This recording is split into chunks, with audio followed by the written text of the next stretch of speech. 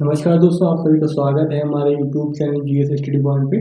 आज के वीडियो में जो ओल्ड एनसीईआरटी है 11th क्लास की, जिसमें प्राचीन भारत के बारे में बताया गया है, जो राम शरण शर्मा के द्वारा लिखित है, तो उसके अगले अध्याय को देखेंगे। और आज का अध्याय बहुत ही मोस्ट इम्पॉर्टेंट है। यूपीएससी या फिर किसी भी एग्जाम की तैयारी कर रहे हो, हर एग्जाम में इससे क्वेश्चन आते ही आते हैं। और आज का चैप्टर कौन सा है आपका? हड़प्पा संस्कृति। तो जो लोग भी तैयारी कर रहे हैं उनके लिए तो बहुत ही इम्पोर्टेंट है ये चैप्टर। आप लोगों को पता ही होगा हड़प्पा संस्कृति से कितने क्वेश्चन आते ही रहते हैं, चाहे यूपीएससी हो, यूपीपीसीएस हो, बीपीएससी हो, एसएससी का एग्जाम हो, या फिर कोई भी अन्य कॉम्पिटेटिव एग्जाम है, वहाँ पे जो है हड़प्पा से तो पूछा ही जाता है क्वेश्चन। तो बहुत इंपॉर्टेंट है। इसका टॉपिक का नाम क्या आपका है? हड़प्पा संस्कृति और कांस्य युग सभ्यता। कांस्य कांस्य का मतलब क्या हो गया? ये कांसे का इस्तेमाल करते थे। अब कांसा बनाते कैसे हैं? तो कांसा को बनाने के लिए दो चीज चाहिए होती है। पहला चीज हमको चाहिए होता है तांबा चाहिए होता है, और तांबे में अगर हम टिन मिला देंगे, टिन टिन धातु होती है, इसको मिला देंगे तो क्या बन जाता है? कांसा। तो इस सभ्यता ने जो है कांसे जो होता है, कांसा होता है, उसके उपकरण का इस्तेमाल किया गया इस करते थे, इसीलिए इसको क्या बोलते हैं? कांस्य युग सभ्यता। ठीक है, तो बहुत इंपॉर्टेंट है। चलिए यहाँ पर हम क्या बताएंगे, जो पहले तो हम देखेंगे हड़प्पा संस्कृति है क्या, उसकी विशेषताओं को देखेंगे, और जो इम्पोर्टेंट फैक्ट आपको बताएंगे यहाँ से कि वो नोट कर लीजिएगा, उसको लिख लीजिएगा, वरना आपको कोई फायदा नहीं। लिखेंगे तो क्या होगा, एग्जाम से पहले उसको रिवाइज कर लेंगे तो आपको लंबे समय तक वो याद रहेगा और एग्जाम में आपके क्वेश्चन गलत नहीं होंगे। ठीक है, चलिए देखते हैं आज। तो पहले देख लेते हैं, भौगोलिक विस्तार की बात कर रहा है ये। तो भौगोलिक विस्तार में क्या है, जो सिंधु या इसको सिंधु सभ्यता भी बोलते हैं, दूसरा क्या बोलते हैं? हड़प्पा भी बोलते हैं। ठीक है, तो या चाहे तो सिंधु सभ्यता बोलो या फिर हड़प्पा बोलो। तो सिंधु या हड़प्पा संस्कृति उन अनेक ताम्र पाषाण संस्कृतियों से पुरानी है। तो इससे पहले वाले वीडियो में हमने क्या देखा था? ताम्र पाषाण संस्कृति को देखा था हमने। तो ये जो सिंधु सभ्यता है वो ताम्र पाषाण सभ्यता से भी क्या है, बहुत ही पुरानी है, जिनका वर्णन पूर्व में किया जा चुका है। लेकिन यह उन संस्कृतियों से कहीं जो है अधिक जो है उन्नत थी। ठीक है, तो वही लिखा हुआ अधिक विकसित थी या फिर उन्नत बोल सकते हैं। तो वही लिखा हुआ है यहाँ पे कि ये जो संस्कृति जो हड़प्पा या फिर सिंधु सभ्यता जो है, जो बाद की जो सभ्यता है ताम्रपाषाण सभ्यता, उससे बहुत ही अधिक विकसित थी।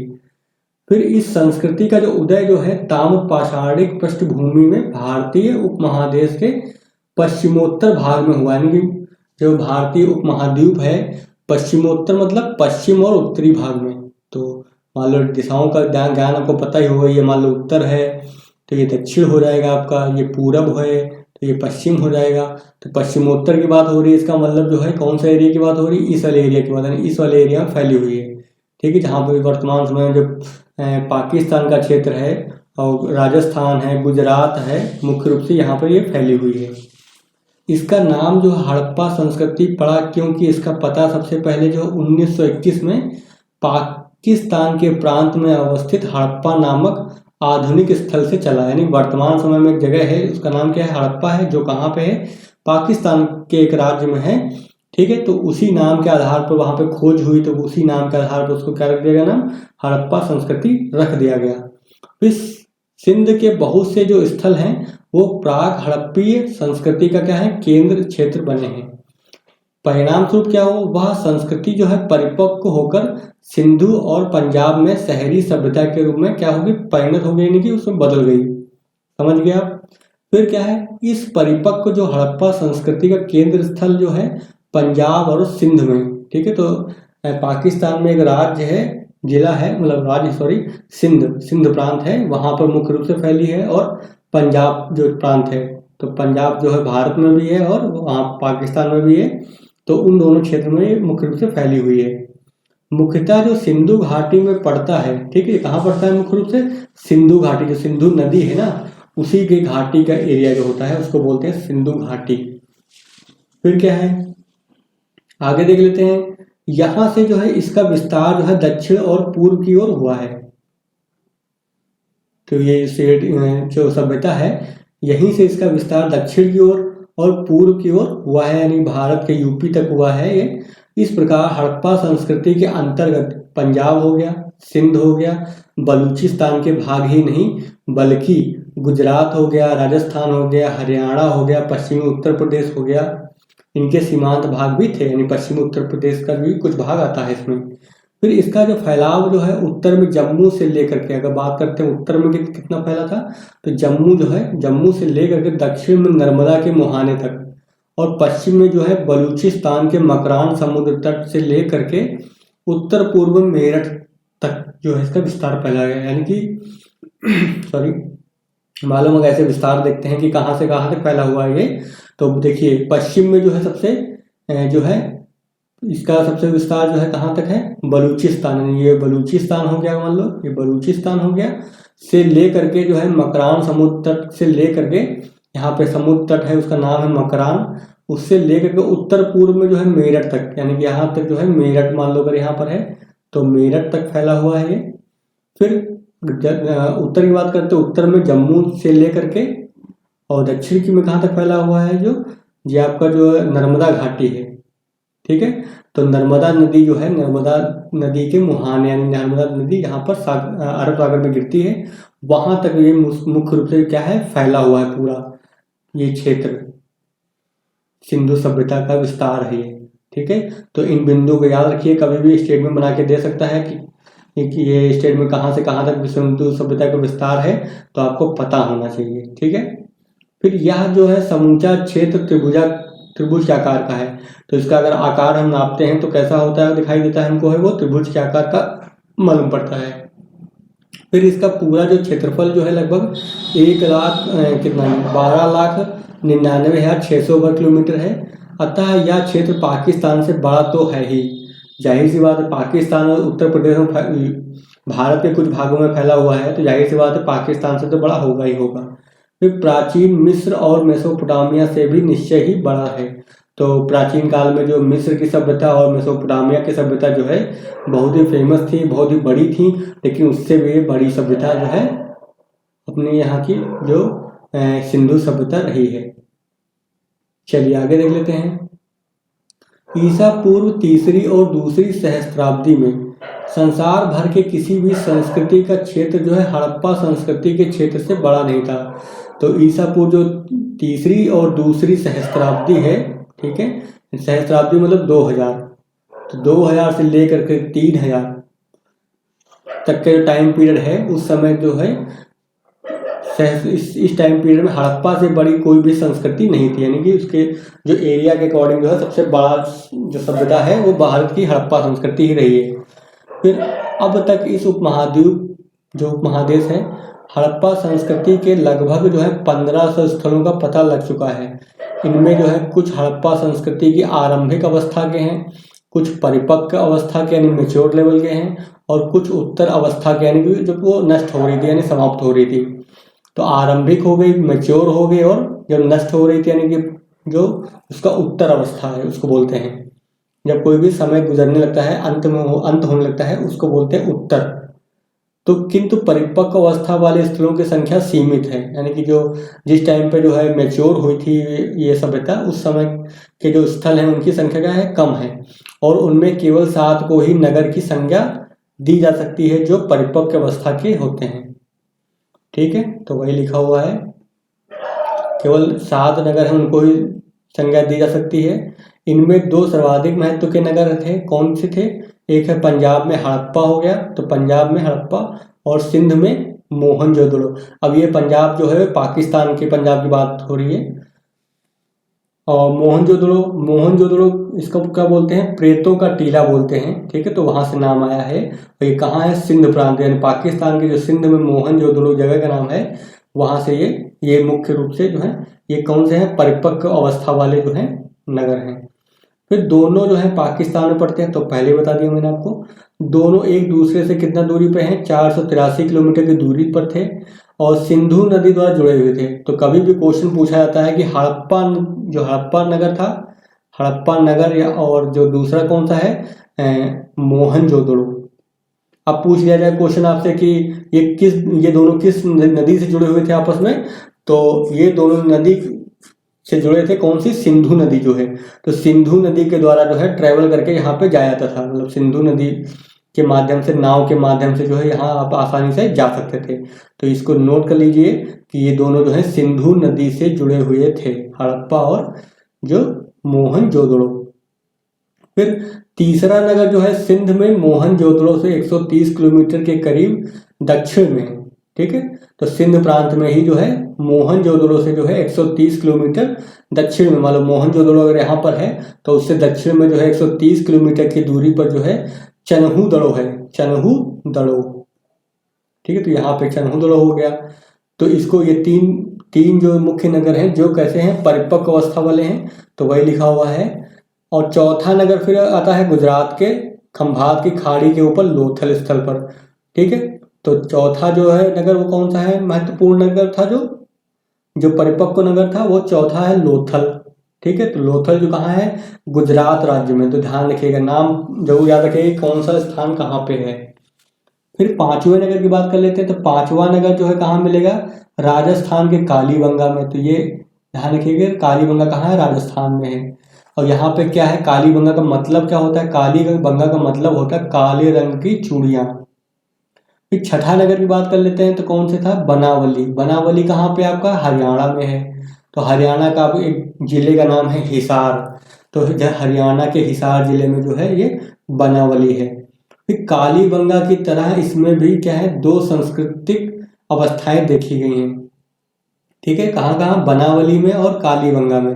तो पूछ सकता है कि हड़प्पा कालीन जो नगर थे वहाँ पे दो सांस्कृतिक अवस्थाएं कहाँ देखी गई हैं। तो हमारा आंसर क्या होगा, कालीबंगा और बनावली दोनों जगह। यहाँ पर क्या है, हड़प्पा पूर्व और हड़प्पा कालीन दोनों सभ्यताएं मिलती हैं। तो हड़प्पा पूर्व भी मिलेंगी यहाँ पर और हड़प्पा कालीन भी। तो वही लिखा हुआ यहाँ दो सांस्कृतिक अवस्थाएं देखी गई हैं, हड़प्पा पूर्व और हड़प्पा कालीन। तो कौन आंसर होगा, कालीबंगा और दूसरा बनावली। तो इस फैक्ट को आप नोट करके रख लीजिए, ये एग्जाम में पूछा जा सकता है। फिर कच्ची ईंटों के चबूतरों, सड़कों और मोरियों के अवशेष जो हड़प्पा कालीन है, ठीक है। तो यहाँ पे कच्ची ईंटें भी मिली हैं, कि चबूतरे बने हुए मिले हैं, सड़क बनी हुई मिली है। मोरियों का मतलब क्या हुआ है, जो गटर होते हैं ना, नाली जो होती है, तो नाली में उसको साफ करने के लिए जहाँ होल, मेन होल बनाया था ना, गटर का जो होल होता है उसको बोलते हैं मोरी। तो इनके अवशेष यहाँ पे हड़प्पा कालीन मिले हैं। फिर इन छहों स्थलों पर, जो ऊपर जो 6 स्थल की बात की गई है अभी, उन स्थलों पर जो है परिपक्व और उन्नत हड़प्पा संस्कृति के दर्शन होते हैं। यानी ये परिपक्व और बहुत ही उन्नत ये क्षेत्र थे। फिर अगला जो है सुतकांगे डोर और सुरकोटडा के समुद्र तटीय नगरों में भी जो है इस संस्कृति की परिपक्व अवस्था दिखाई देती है।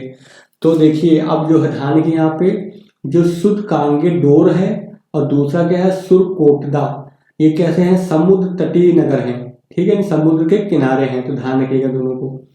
फिर इन दोनों की जो है विशेषता क्या है, एक एक नगर दुर्ग का होना, यानी कि नगर दुर्ग है ये।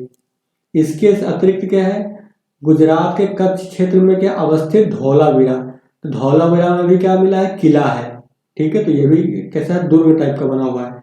तो धौलावीरा का भी पूछा है कहाँ है, तो हमेशा ध्यान रखिए गुजरात में है, कच्छ का जो क्षेत्र है वहां पे है। और इस स्थल पर क्या है, हड़प्पा संस्कृति की तीनों अवस्थाएं मिलती हैं। तो क्वेश्चन कैसा आएगा कि निम्नलिखित में से किस स्थान पर हड़प्पा संस्कृति की तीनों अवस्थाएं मिलती हैं। तो हमारा आंसर क्या हो जाएगा, धौलावीरा, ठीक है। फिर ये तीनों अवस्थाएं जो राखीगढ़ी में भी मिलती हैं। तो दूसरा आंसर क्या हो गया, एक तो धौलावीरा में मिलता है, दूसरा जो राखीगढ़ी एक जगह है, ठीक है, जो कहाँ पे है आपकी हरियाणा में है। तो राखीगढ़ी में भी जो है तीनों अवस्थाएं मिलती हैं, यानी हड़प्पा पूर्व, हड़प्पा कालीन और उत्तर हड़प्पा। तो तीनों जो है अवस्थाएं यहाँ पे मिलती हैं। और ये जो कहाँ पे है, जो राखीगढ़ी है वो किस नदी के किनारे है, तो राखीगढ़ी जो है घग्गर नदी है। राखीगढ़ी कहाँ पे है, तो राखीगढ़ी जो है घग्गर नदी है और ये हरियाणा में स्थित है, उसके किनारे जो है राखीगढ़ी थी और धौलावीरा से बड़ा है। तो अगर कभी भी पूछा जाए कि भारत में जो है सबसे बड़ी जो है कौन सी हड़प्पा कालीन जो नगर था, तो कौन था, राखीगढ़ी थी। और दूसरे नंबर पे कौन सा हो जाएगा, धौलावीरा हो जाएगा। तो ये भी क्वेश्चन बहुत बार पूछा जा चुका है कि भारत की जो है हड़प्पा कालीन जो क्षेत्र है सबसे बड़ा क्षेत्र कौन सा है, तो राखीगढ़ी है, ठीक है। तो ये समझ गए होंगे, इसको नोट कर लीजिएगा वरना भूल जाएंगे आप। फिर उत्तर हड़प्पा की बात करते हैं तो उत्तर हड़प्पा अवस्था जो है गुजरात के काठियावाड़, प्रायद्वीप में रंगपुर और रोजदी स्थलों पर पाई गई है। तो उत्तर हड़प्पा जो बोलते हैं यानी कि हड़प्पा काल का जब समाप्त हो गया काल, यानी कि अंतिम अवस्था में चल रहा था, यानी कि हड़प्पा काल के बाद का जो अवस्था आई तो वो कहाँ मुख्य रूप से है, वो रंगपुर हो गई और रोजदी स्थल, तो ये मुख्य रूप से यहाँ पे पाई जाती हैं। अब देख लेते हैं जो हड़प्पा काल की जो नगर नियोजन और संरचनाएं देख लेते हैं, वहाँ पे किस तरह की संरचनाएं बनी होती थी, किस टाइप के नगर नियोजन था। तो ये बहुत ही इंपॉर्टेंट है यहाँ पर, इससे भी क्वेश्चन बनते हैं। तो ऊपर जो फैक्ट हमने बताया है उसको नोट कर लीजिएगा, वरना आपको याद नहीं रहेगा लंबे समय तक। तो यहाँ पे देख लेते हैं हड़प्पा संस्कृति की विशेषता थी इसकी नगर योजना प्रणाली। तो पहली बात तो है जो हड़प्पा जो संस्कृति थी वो कैसी थी, नगरीय थी। इस चीज को हमेशा ध्यान रखिएगा। हड़प्पा और मोहनजोदड़ो जो है दोनों नगरों के अपने अपने दुर्ग थे, जहां शासक वर्ग के लोग रहते थे। दुर्ग का मतलब है कि पूरा एक नगर है, ठीक है, और बस्ती है, उसको चारों ओर दीवार से घेर दिया गया, ठीक है, और इसके लोग अंदर जो है प्रशासक यानी शासक वर्ग जो है यानी उच्च वर्ग के लोग इनके मकान इनके अंदर हुआ करते थे ऐसे, ठीक है। तो इसको बोलते हैं दुर्ग। चलिए आगे देख लेते हैं।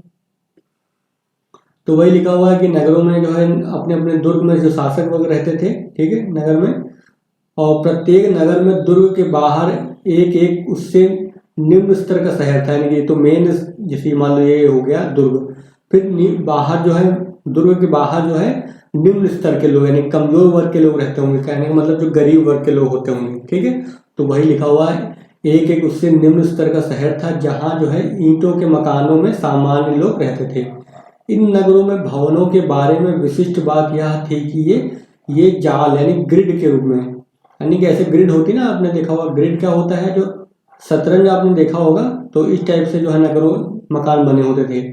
यहाँ पे मकान बना होगा, फिर यहाँ मकान बना होगा, इस टाइप से।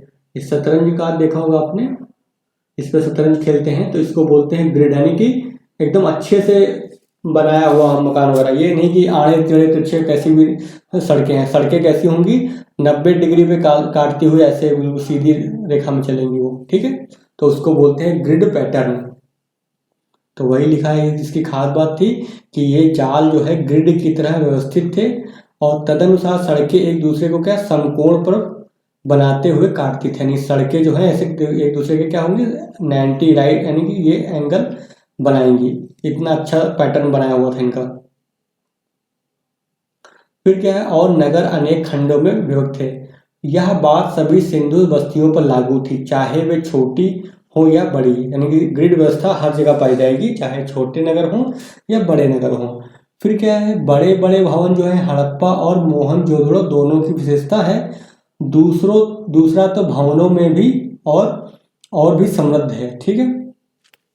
तो जो बड़े बड़े भवन जो है हड़प्पा और मोहनजोदड़ो दोनों की विशेषता है, फिर ठीक है। फिर दूसरा तो भवनों में और भी समृद्ध है, उनके स्मारक बतलाते हैं कि वहाँ के जो शासक हैं मजदूर जुटाने और कर संग्रह में परम कुशल थे, यानी कि टैक्स वगैरह कलेक्ट करने में बहुत ही अच्छे एफिशिएंसी थी उनकी, बहुत ही कुशल थे वो लोग। फिर ईंटों की बड़ी बड़ी जो है इमारतें देखकर सामान्य लोगों को भी यह लगता होगा कि इनके शासक कितने प्रतापी और प्रतिष्ठावान थे, यानी ये तो बड़ा ही हो गई बस केवल। आगे देख लेते हैं, मोहनजोदड़ो का शायद सबसे महत्वपूर्ण सार्वजनिक स्थल है विशाल स्नानागार। तो कभी भी क्वेश्चन पूछा जाए कि विशाल स्नानागार जो हड़प्पाकालीन सभ्यता से मिले हैं वो कहाँ पर स्थित है, तो हम लिख लेंगे इसको फैक्ट को मोहनजोदड़ो में है, ठीक है, जिसका जो है जलाशय दुर्ग के टीले में है। फिर यहाँ ईंटों के स्थापत्य का सुंदर उदाहरण है।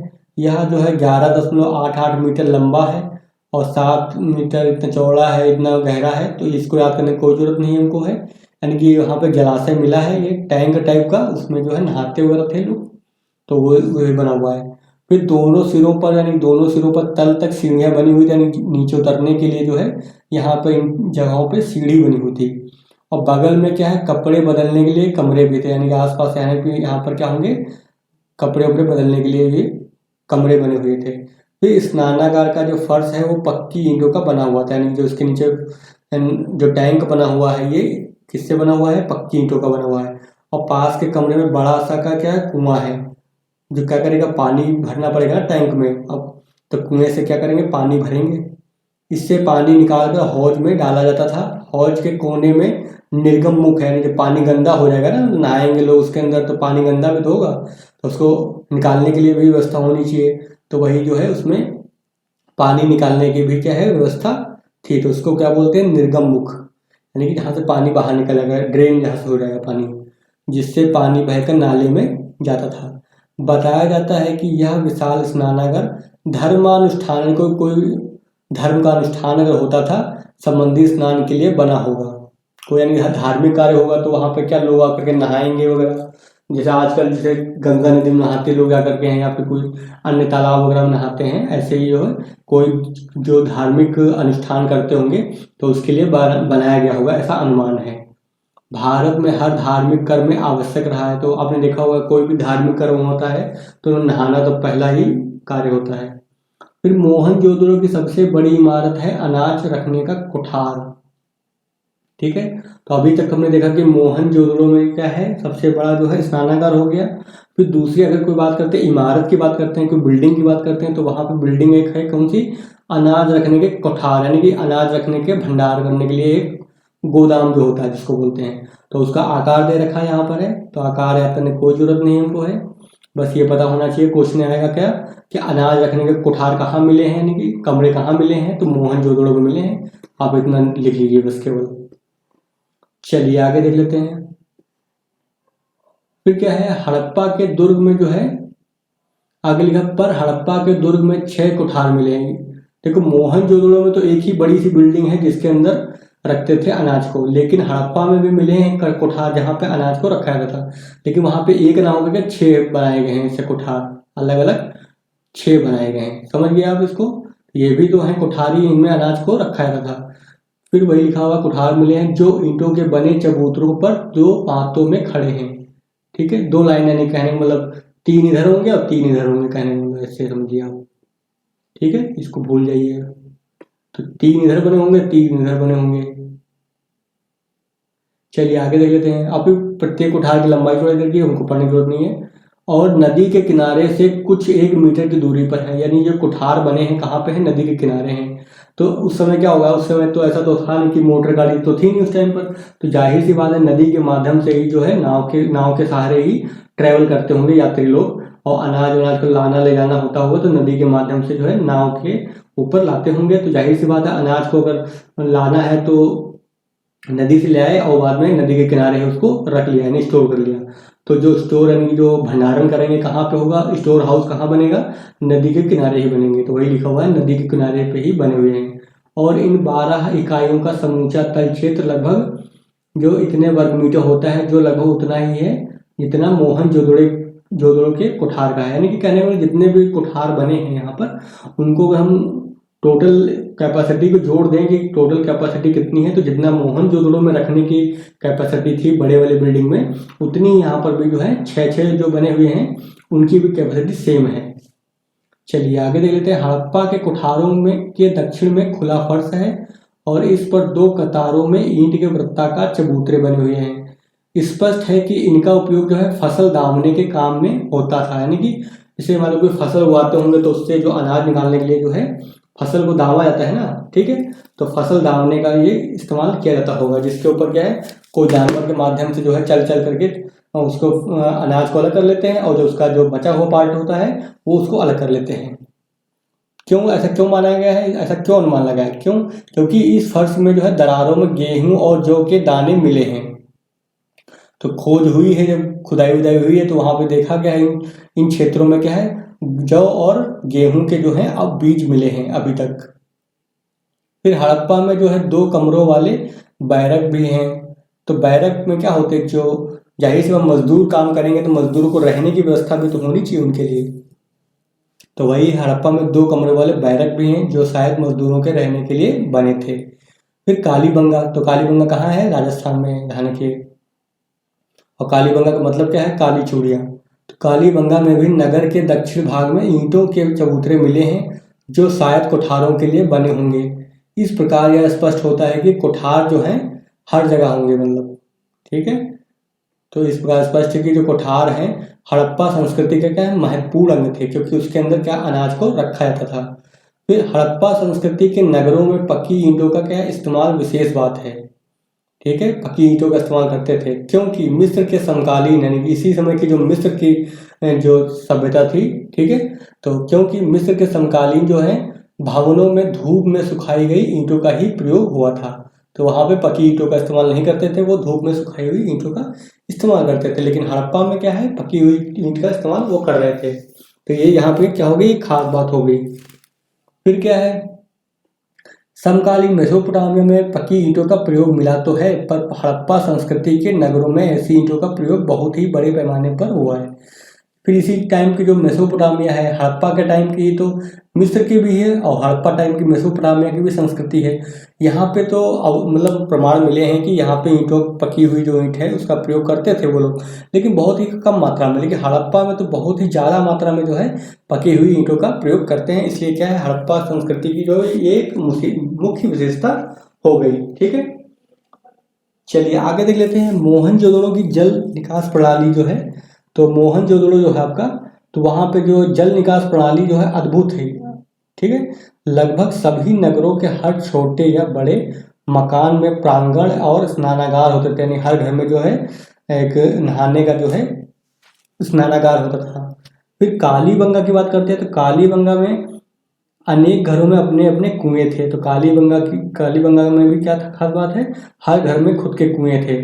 फिर घरों का जो है पानी बहकर जो है सड़कों तक आता, जहां इनके नीचे मोरियां बनी हुई थी, मोरियां यानी कि नाली जो है, नाली का जो है गड्ढा होता था जिसके माध्यम से पानी जाएगा बह करके, तो वही लिखा हुआ है। तो मोरियां बनी हुई थी, अक्सर ये मोरियां जो है ईंटों और पत्थर की सिल्लियों से ढकी रहती थी। जैसे आजकल क्या होता है मान लो कोई ये होल मेन होल है नाली का जो छेद होता है उसको ढक देते हैं ना एमसीडी वाले, या फिर जो अपने घर के लोग होते हैं वो भी अपना ये पत्थर वगैरह से ढक देते हैं ताकि जो है गंदा पानी दिखाई ना दे, कोई बदबू ना आए, कीड़े मकोड़े ना हो, ठीक है।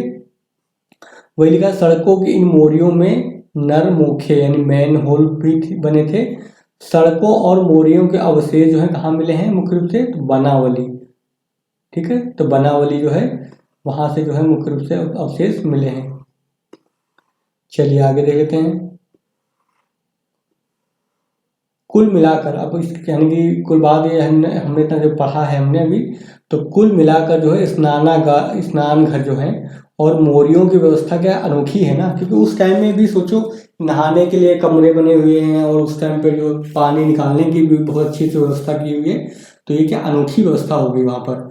हड़प्पा की जो है निकास प्रणाली तो और भी विलक्षण है, शायद कांस्य युग की दूसरी किसी भी सभ्यता ने स्वास्थ्य और सफाई को इतना महत्व नहीं दिया जितना कि हड़प्पा संस्कृति के लोगों ने दिया।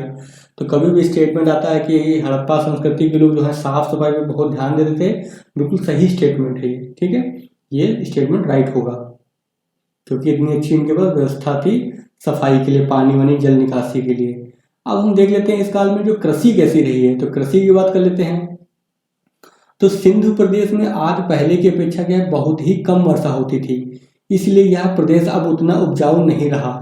यहाँ के समृद्ध देहातों और शहरों को देखने से प्रकट होता है कि प्राचीन काल में यह प्रदेश खूब उपजाऊ था। यानी कि वर्तमान की अपेक्षा हम बात कर रहे हैं, सिंधु प्रदेश में आज जो है पहले की अपेक्षा बहुत ही कम वर्षा होती है। यानी कि आप जो वर्तमान समय में अगर जाएंगे सिंधु प्रदेश में यानी पाकिस्तान के सिंधु में जाएंगे तो वहाँ पे इतनी ज़्यादा वर्षा नहीं होती है, लेकिन पहले वर्षा होती होगी। फिर संप्रति यहाँ केवल, तो देख लेते हैं आगे क्या लिखा हुआ है, यहाँ पर जो है केवल 15 सेंटीमीटर वर्षा होती है, यानी कि वर्तमान समय में तो बहुत ही कम वर्षा हो रही है। ईसा पूर्व 4वीं सदी में सिकंदर का एक इतिहासकार बता गया है कि सिंध इस देश के उपजाऊ भागों में गिना जाता था। तो उपजाऊ तभी होगा यानी कि जब बारिश वारिश होगी अच्छे से, तभी तो खेती वेती होगी वहां पर, ठीक है।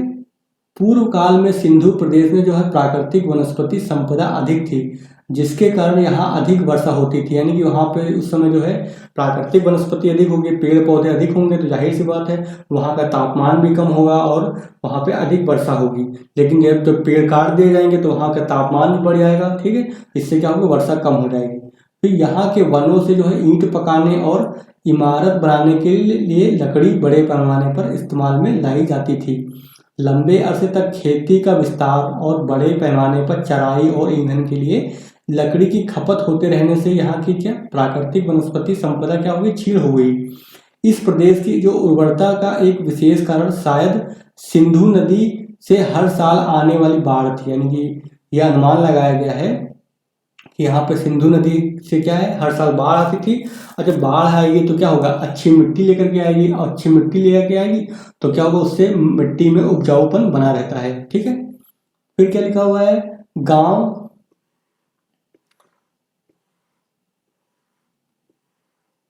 फिर आगे दे रखा है कि गांव गांव गांव का क्षेत्र जो हो गया, गांव की रक्षा के लिए खड़ी की गई पक्की ईंटों, जो ईंट है, ठीक है, ईंट की दीवार है, तो वही लिखा हुआ है कि गांव की रक्षा के लिए खड़ी की गई पक्की ईंट की दीवारों से प्रकट होता है कि बाढ़ हर साल आती थी।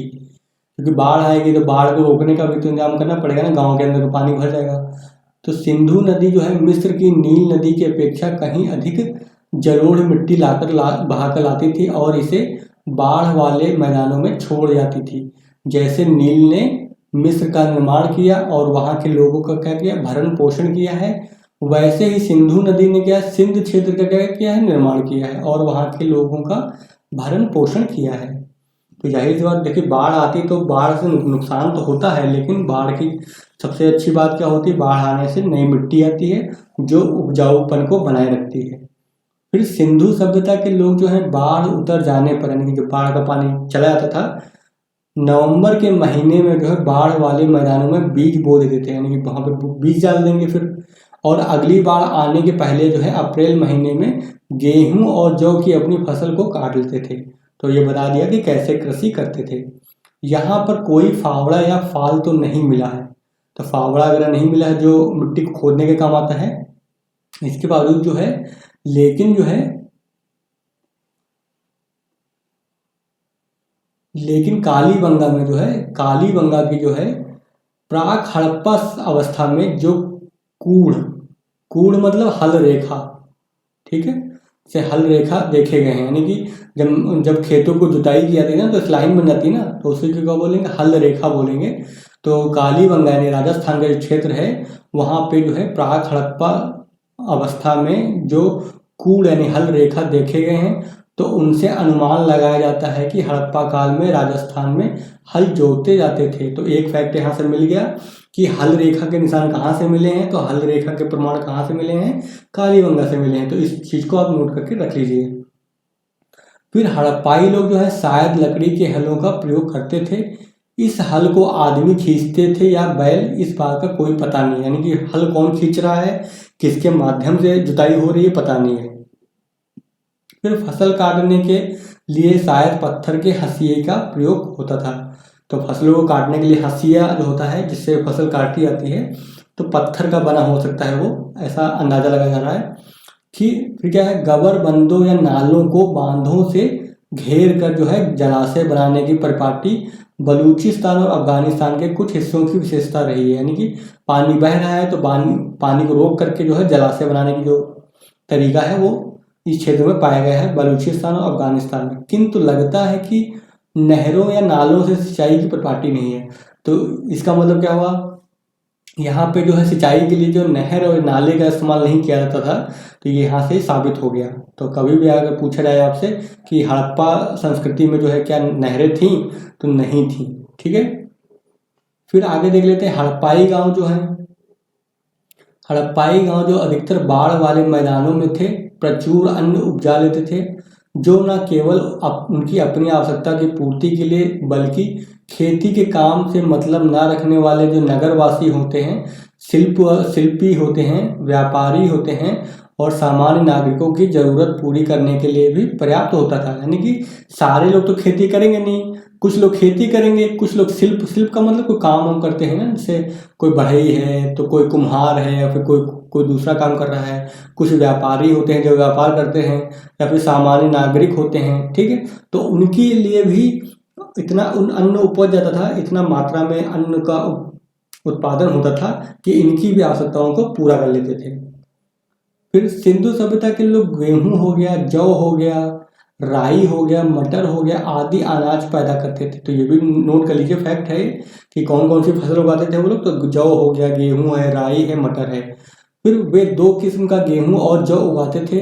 बनावली में मिला जौ बढ़िया किस्म का है, ठीक है। इनके अलावा जो वे तिल और सरसों भी उगाते थे। तो आप ये लिख लीजिए सारा फैक्ट कि कौन कौन सी फसल का वो उत्पादन करते थे। तो गेहूं हो गया, जौ हो गया, राई हो गया, मटर हो गया, और इसके साथ ही जो तिल होता है, सरसों सरसों है, ठीक है। तिल और सरसों का भी वो फसल के रूप में उत्पादन करते थे। फिर परंतु हड़प्पा कालीन जो लोथल में रहने वाले हड़प्पाइयों की स्थिति भिन्न रही। तो जो लोथल में लोग रहते थे, लोथल कहाँ है, जो गुजरात में है। तो नाम बार बार याद करेंगे तो याद हो जाएगा। तो लोथल कहाँ है, गुजरात में है। वहाँ के लोग जो हैं हड़प्पाइयों से अलग थे। वो लगता है कि लोथल के लोग जो है 1800 ईसा पूर्व में ही चावल उगाते थे। तो ये लोग देखिए, ये तटीय क्षेत्र पे थे, वहाँ पानी बहुत ज़्यादा मात्रा में होगा, तो वहाँ पे क्या होगा, वो चावल उग जाएंगे। तो जहाँ पे जैसा क्लाइमेट होगा, जैसी जलवायु होगी, वैसे ही तो वहाँ पे फसल होगी ना।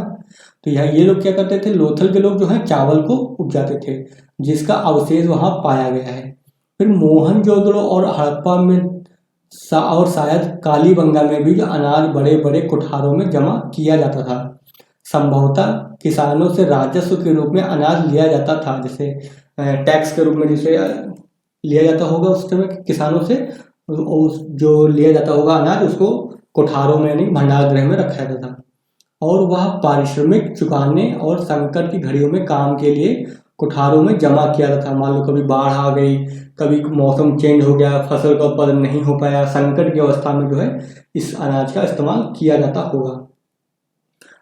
यह बात हम जो है स्पष्ट रूप से जो है यह बात जो है हम मेसोपोटामिया के जो नगर हैं, ठीक है, जो मेसोपोटामिया के जो नगर का है उसके हिसाब से कह सकते हैं, क्योंकि मेसोपोटामिया में भी ऐसी ही व्यवस्था होती होगी। तो उसी के आधार पर हमने ये अनुमान लगाया है। जहाँ मजदूरी में जौ दिया जाता है, यानी उस समय जो है ऐसा तो था नहीं, पैसे तो देते नहीं थे, तो उस समय जो है अनाज को ही दिया जाता था। कोई काम करेगा तो उसके बदले में उसको अनाज मिलेगा। सबसे पहले जो है कपास पैदा करने का श्रेय जो है सिंधु सभ्यता के लोगों को है। बहुत इंपॉर्टेंट है, यूपीएससी में आया हुआ क्वेश्चन है, ठीक है। तो सबसे पहले कौन सी सभ्यता ने जो है कपास का उत्पादन किया है, तो कौन सी सभ्यता है, सिंधु सभ्यता है। तो समझ लीजिए भारत में ही जो है सबसे पहले जो है कपास का उत्पादन किया गया है। फिर चूंकि कपास का उत्पादन सबसे पहले सिंधु क्षेत्र में हुआ है, इसलिए यूनान के लोग इसे क्या बोलते थे, सिंडन कहने लगे, जो सिंधु शब्द से निकला है। यानी कि सिंधु नदी के आसपास का क्षेत्र में कपास उत्पादित होता था, और उसी के नाम पर जो हम लोगों ने, यूनान के लोगों ने क्या बोला, इसको सिंडन बोला, ठीक है। तो ये फैक्ट नोट कर लीजिए कि विश्व में सबसे पहले जो है कपास का उत्पादन कहाँ हुआ, तो सिंधु सभ्यता ने किया, ठीक है। तो ये फैक्ट आप नोट कर लीजिए। चलिए आगे देख लेते हैं, पशुपालन की बात कर लेते हैं कि इस समय जो है सिंधु सभ्यता के लोग जो है किस प्रकार के पशुओं का पालन करते थे, ठीक है। तो पशुपालन को देख लेंगे हम। तो कृषि पर निर्भर होते हुए भी हड़प्पाई लोग जो हैं बहुत सारे पशु पालते थे। वे बैल हो गया, गाय हो गया, भैंस हो गया, बकरी, भेड़, सुअर पालते थे। तो अब ये नाम आपको याद होने चाहिए, ध्यान रखिएगा। बैल है, गाय है, भैंस है, बकरी है, भेड़ है और सुअर। घोड़े का पालन नहीं करते थे, ध्यान रखिएगा इस चीज़ को, अक्सर क्वेश्चन पूछा जाता है वो। फिर उन्हें कुबड़ वाला जो सांड है विशेष प्रिय था, ठीक है। जो कुबड़ वाला सांड होता है वो अधिक प्रिय था। कुत्ते शुरू से ही पालतू जानवरों में थे, तो कुत्ते को भी पालते थे और बिल्ली भी पालते थे, ठीक है।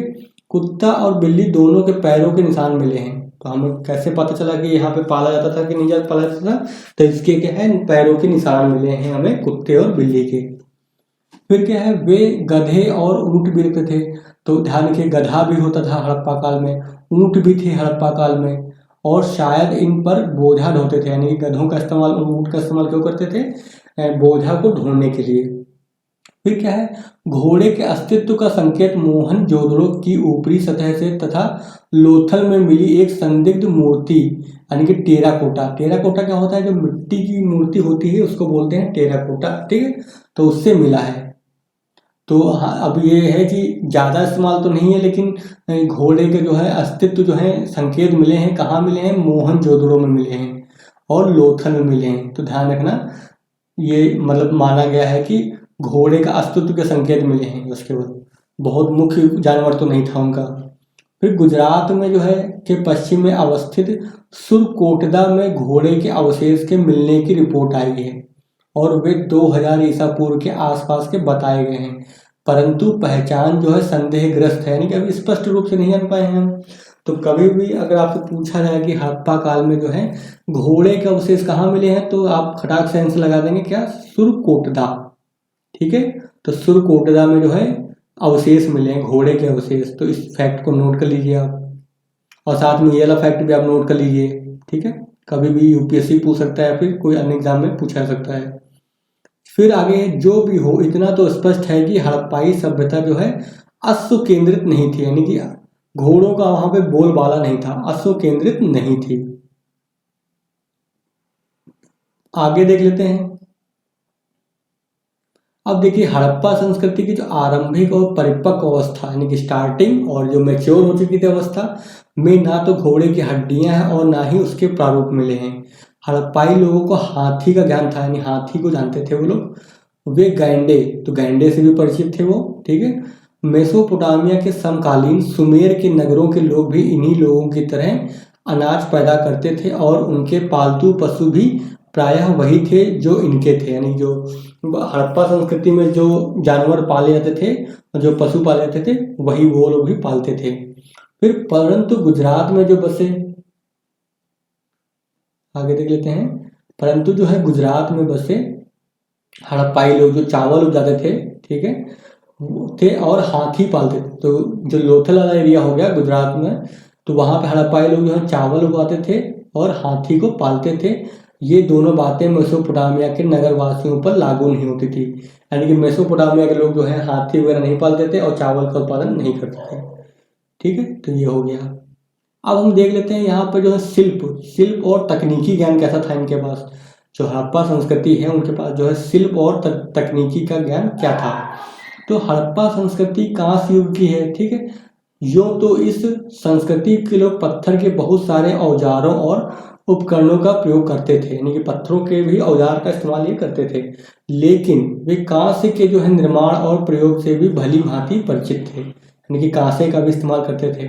सामान्यतः जो है कांसा तांबे में टिन मिलाकर धातु शिल्पियों के द्वारा बनाया जाता था और दोनों में एक भी धातु हड़प्पाई लोगों को आसानी से उपलब्ध नहीं थी, यानी जहाँ पे रहते थे वहाँ पे ना तो टिन था और ना ही तांबा था। इसीलिए क्या है, हड़प्पा में कांसे के औजार बहुतायत में नहीं मिलते, यानी कम मिलते हैं। फिर अयस्कों यानी ताम्र खनिजों की अशुद्धियों से लगता है कि वहाँ तांबा जो है राजस्थान की खेतरी, ठीक है, खेतरी जो है तांबे की खान से मंगाया जा सकता था, हालांकि यह बलूचिस्तान से भी मंगाया जा सकता था। टिन जो हम देखते हैं, टिन की बात करते हैं, तो टिन जो है शायद अफगानिस्तान से कठिनाई के साथ मंगाया जाता था। तो हड़प्पा जहाँ पे हड़प्पा संस्कृति यहाँ पे विकसित हुई थी, वहाँ पे ना तो टिन था ना ही तांबा था। तो ऐसे में क्या है, ये सारी चीज़ें अलग अलग क्षेत्रों से मंगाई जाती थी। फिर यद्यपि बताया गया है कि उसकी कुछ पुरानी खदानें हजारीबाग हो गई, बस्तर में भी पाई गई हैं। हड़प्पाई स्थलों में जो कांसे के औजारों और हथियार मिले हैं, यानी जो कांसे के औजार और हथियार जो मिले हैं उनमें जो है टिन की मात्रा कम है। ठीक है, मुख्य रूप से तांबा ही है। फिर भी ये जो कांसे की वस्तुएं छोड़ गए हैं वे नगण्य नहीं है, यानी कि ठीक ठाक मात्रा में है। इन वस्तुओं से संकेत मिलता है कि हड़प्पा समाज के शिल्पियों में कसेरे कौन से होते हैं लोग, जो कांस्य शिल्पी होते हैं, जो कांसे का काम करने वाले व्यक्ति होते हैं, के समुदाय का महत्वपूर्ण स्थान था। फिर वे प्रतिमाओं और बर्तनों के साथ साथ जो है कई तरह के औजार और हथियार भी बनाते थे, जैसे कुल्हाड़ी हो गई, आरी हो गई, छुरा हो गया और बर्छा। हड़प्पाई शहरों में जो है कई अन्य महत्वपूर्ण शिल्प भी चलते थे। मोहनजोदड़ो से बुने हुए सूती कपड़े का ये टुकड़ा निकला है, तो इसको नोट कर लीजिए आप। ये इंपॉर्टेंट फैक्ट है कि पूछेगा, ऐसे क्वेश्चन आएगा कि सूती कपड़े का टुकड़ा कहाँ से मिला है, तो मोहनजोदड़ो से मिला है। ठीक है, और कई वस्तुओं पर कपड़े की छाप भी पाई गई है। तो कोई भी अगर मान लो मटका उटका बन रहा है तो उसके ऊपर कपड़ा अगर डाल देंगे तो उसका डिजाइन उसमें छप जाएगा ना। ठीक है, तो वही है, छाप देखने में आई है। चलिए आगे देख लेते हैं। कताई के लिए जो है तकलियों का इस्तेमाल होता था। तो जो कपास होती है, कॉटन होती है, उससे जो है धागे बनाए जाते हैं ना, तो धागे को बनाने के लिए तकली का इस्तेमाल करते हैं। फिर बुनकर जो है ऊनी और सूती कपड़ा बुनते थे। ईंटों की विशाल इमारतें बताती हैं कि स्थापत्य यानी कि जो राजगीर यानी बिल्डिंग जो होती है, ठीक है, महत्वपूर्ण शिल्प था उस समय। इससे क्या है, राजगीर कौन होते हैं, जो बनाते हैं बिल्डिंग वगैरह, जैसे जो मिस्त्री वगैरह होते हैं, ठीक है, तो उनको बोलते हैं राजगीर। इससे राजगीरों के वर्ग के अस्तित्व का भी आभास मिलता है, यानी कि ये वर्ग भी उस समय था। फिर हड़प्पाई लोग जो है नाव बनाने का काम भी करते थे, क्योंकि उस समय जो है नदी के माध्यम से जो है ट्रैवल करते थे, वो लोग यात्रा करते थे, तो नाव तो चाहिए उसके लिए। फिर जैसा कि आगे बताया जाएगा, मिट्टी की मुहरें बनाना और मिट्टी की जो पुतलियां बनाना भी महत्वपूर्ण शिल्प थे। फिर स्वर्णकार चांदी, सोना और रत्न आभूषण बनाते थे। सोना चांदी संभवतः अफगानिस्तान से और रत्न जो है कहाँ से आते थे, दक्षिण भारत से आते थे। हड़प्पाई कारीगरों मणियों के निर्माण में भी निपुण थे, यानी जो मणि होती हैं उनका भी बनाने में निपुण थे। फिर कुम्हार के चाक का खूब प्रचलन था। तो कभी पूछा जाए कि हड़प्पा काल में क्या कुम्हार चाक का इस्तेमाल करता था, तो हाँ करता था। और हड़प्पाई लोगों के मृत भांडों की अपनी खास विशेषताएं हैं। जो मृत भांड होते हैं ना, मटके वगैरह जो, तो वो भी बहुत ही विशेष थे वो उस समय के। ये भांडों को चिकने और चमकीले बनाते थे, यानी कि बहुत ही अच्छे क्वालिटी के भांड का वो निर्माण करते थे। आगे हम देख लेते हैं, व्यापार की बात कर लेते हैं कि सिंधु सभ्यता में जो है व्यापार किस प्रकार का होता था। तो व्यापार की बात करेंगे तो सिंधु सभ्यता के लोग जो हैं जीवन में व्यापार का बड़ा महत्व था, क्योंकि नगरीय जनसंख्या थी, नगरीय सभ्यता है, तो व्यापार का महत्व तो होना है। इसकी पुष्टि जो हड़प्पा, मोहनजोदड़ो और लोथल में अनाज के बड़े बड़े कोठारों में पाए जाने से ही नहीं होती, बल्कि बड़े भूभाग में ढेर सारी मिट्टी की मुहरें, जो सील हैं जिसको बोलते हैं, ठीक है, एक रूप लिपि और मानकीकृत माप तौलों के अस्तित्व से भी होती है। तो मापने और तौलने का भी जो है उस समय जो है अच्छा तरीका था। हड़प्पाई लोग जो है सिंधु सभ्यता क्षेत्र के भीतर पत्थर, धातु, हड्डी आदि का व्यापार करते थे, लेकिन वे जो वस्तुएं बनाते थे उनके लिए जो है अपेक्षित कच्चा माल जो है उनके नगरों में उपलब्ध नहीं था। यानी कि जो चीज़ बनाते थे उसके लिए जो है कच्चा माल जो है नगर में तो नहीं मिलेगा, जाहिर सी बात है। वे धातु के सिक्कों का प्रयोग नहीं करते थे। तो कभी भी अगर स्टेटमेंट दिया जाता, अगर आता है स्टेटमेंट कि हड़प्पा काल के लोग जो हैं धातु के सिक्कों का इस्तेमाल करते थे, गलत, वो इस्तेमाल नहीं करते थे धन के का। संभव है कि वे सारे आदान प्रदान क्या कि विनिमय द्वारा करते हों, यानी एक सामान दो बदले में हम आपको दूसरा सामान देंगे, यानी कि प्याज दोगे हम टमाटर देंगे, गेहूं दोगे हम चावल देंगे, ऐसे। अपने तैयार माल और संभवतः जो अनाज है, ठीक है, तो जो उनका माल तैयार होता था, संभवतः जो अनाज होता था, वो भी नावों और बैलगाड़ियों पर जो लाद करके जो है पड़ोस के इलाकों में ले जाते और उन वस्तुओं के बदले धातुएं ले आते, यानी कि हम आपको गेहूं देंगे, आप बदले में आप हमें धातु दे दो। वे अरब सागर के तट पर जो है जहाज रानी करते थे, यानी कि नाव के माध्यम से जो है जाते थे, बंदरगाह वगैरह थे कहने का मतलब। वे पहिया से परिचित थे और हड़प्पा में ठोस पहियों वाली गाड़ियां प्रचलित थीं। तो उस समय जो पहिए होते थे वो ठोस होते थे, यानी पूरा ठोस लकड़ी का पहिया।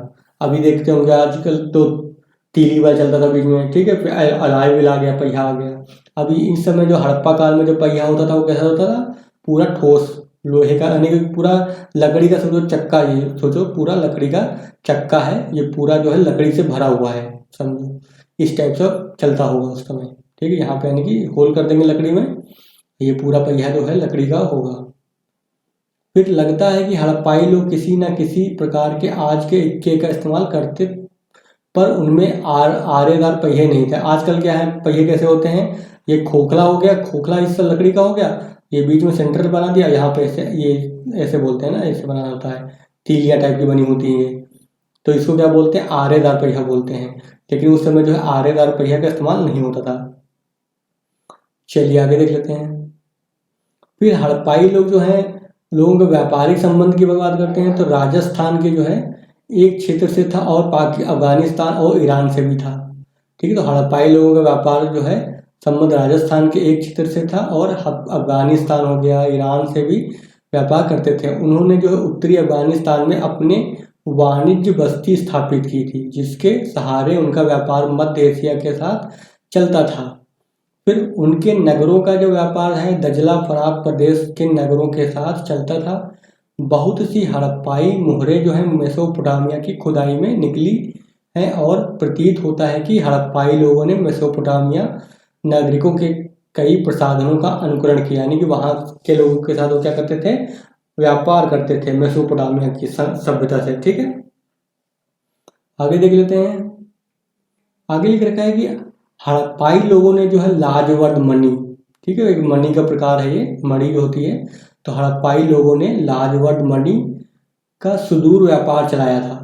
अवश्य ही इस मणि से शासक वर्ग को सामाजिक प्रतिष्ठा बढ़ती होगी, यानी कि लाजवर्द मणि अच्छी, यानी बहुत विशेष प्रकार के पत्थर होते होंगे जो बहुत ही कम मिलते होंगे, तो जाहिर सी बात जो चीज़ कम होती होगी तो उसको अगर किसी के पास वो चीज़ है तो उससे क्या होती है, उसकी सामाजिक प्रतिष्ठा बढ़ती है। फिर क्या है, 2350 ईसा पूर्व के आसपास और उसके आगे के जो है मेसोपोटामियाई अभिलेखों में मेलुहा के साथ, ठीक है, मेलुहा के साथ व्यापारिक संबंध की चर्चा है। और यहाँ पे मेलुहा क्या है, सिंधु क्षेत्र का प्राचीन नाम है। तो अगर कभी पूछा जाए कि मेलुहा क्या है, तो मेलुहा जो है सिंधु क्षेत्र का जो है प्राचीन नाम है। तो इससे हमें क्या पता चलता है कि मेसोपोटामिया का जो है व्यापार किससे होता था, मेलुहा से। मेलुहा कौन है, सिंधु, यानी कि सिंधु सभ्यता की बात हो रही है। फिर मेसोपोटामिया के जो पुरालेख हैं उनमें दो मध्यवर्ती व्यापार केंद्रों का उल्लेख मिलता है, दिलमन और मकन। ये दोनों मेसोपोटामिया और मेलुहा के बीच में हैं। ठीक है, यानी कि मेसोपोटामिया का क्षेत्र हो गया, ये हो गया आपका मेलुहा यानी कि सिंधु सभ्यता हो गया, इनके बीच में कहीं होगा ये दिलमन और क्या बोलते हैं उसको, मकन। ठीक है, ये दो क्षेत्र होंगे इसके बीच। फिर दिलमन की पहचान शायद फारस की खाड़ी के बहरैन से की जाती है। तो बहरैन जो देश है, बहरैन देश, उससे की जाती है। उस बंदरगाह नगर के हजारों कब्रें खुदाई का इंतजार कर रहे हैं, यानी कि अभी उसे खोज नहीं हो पाई है, कहने का मतलब। तो बस अभी अनुमान ही लगाया जा सकता है इस पे। तो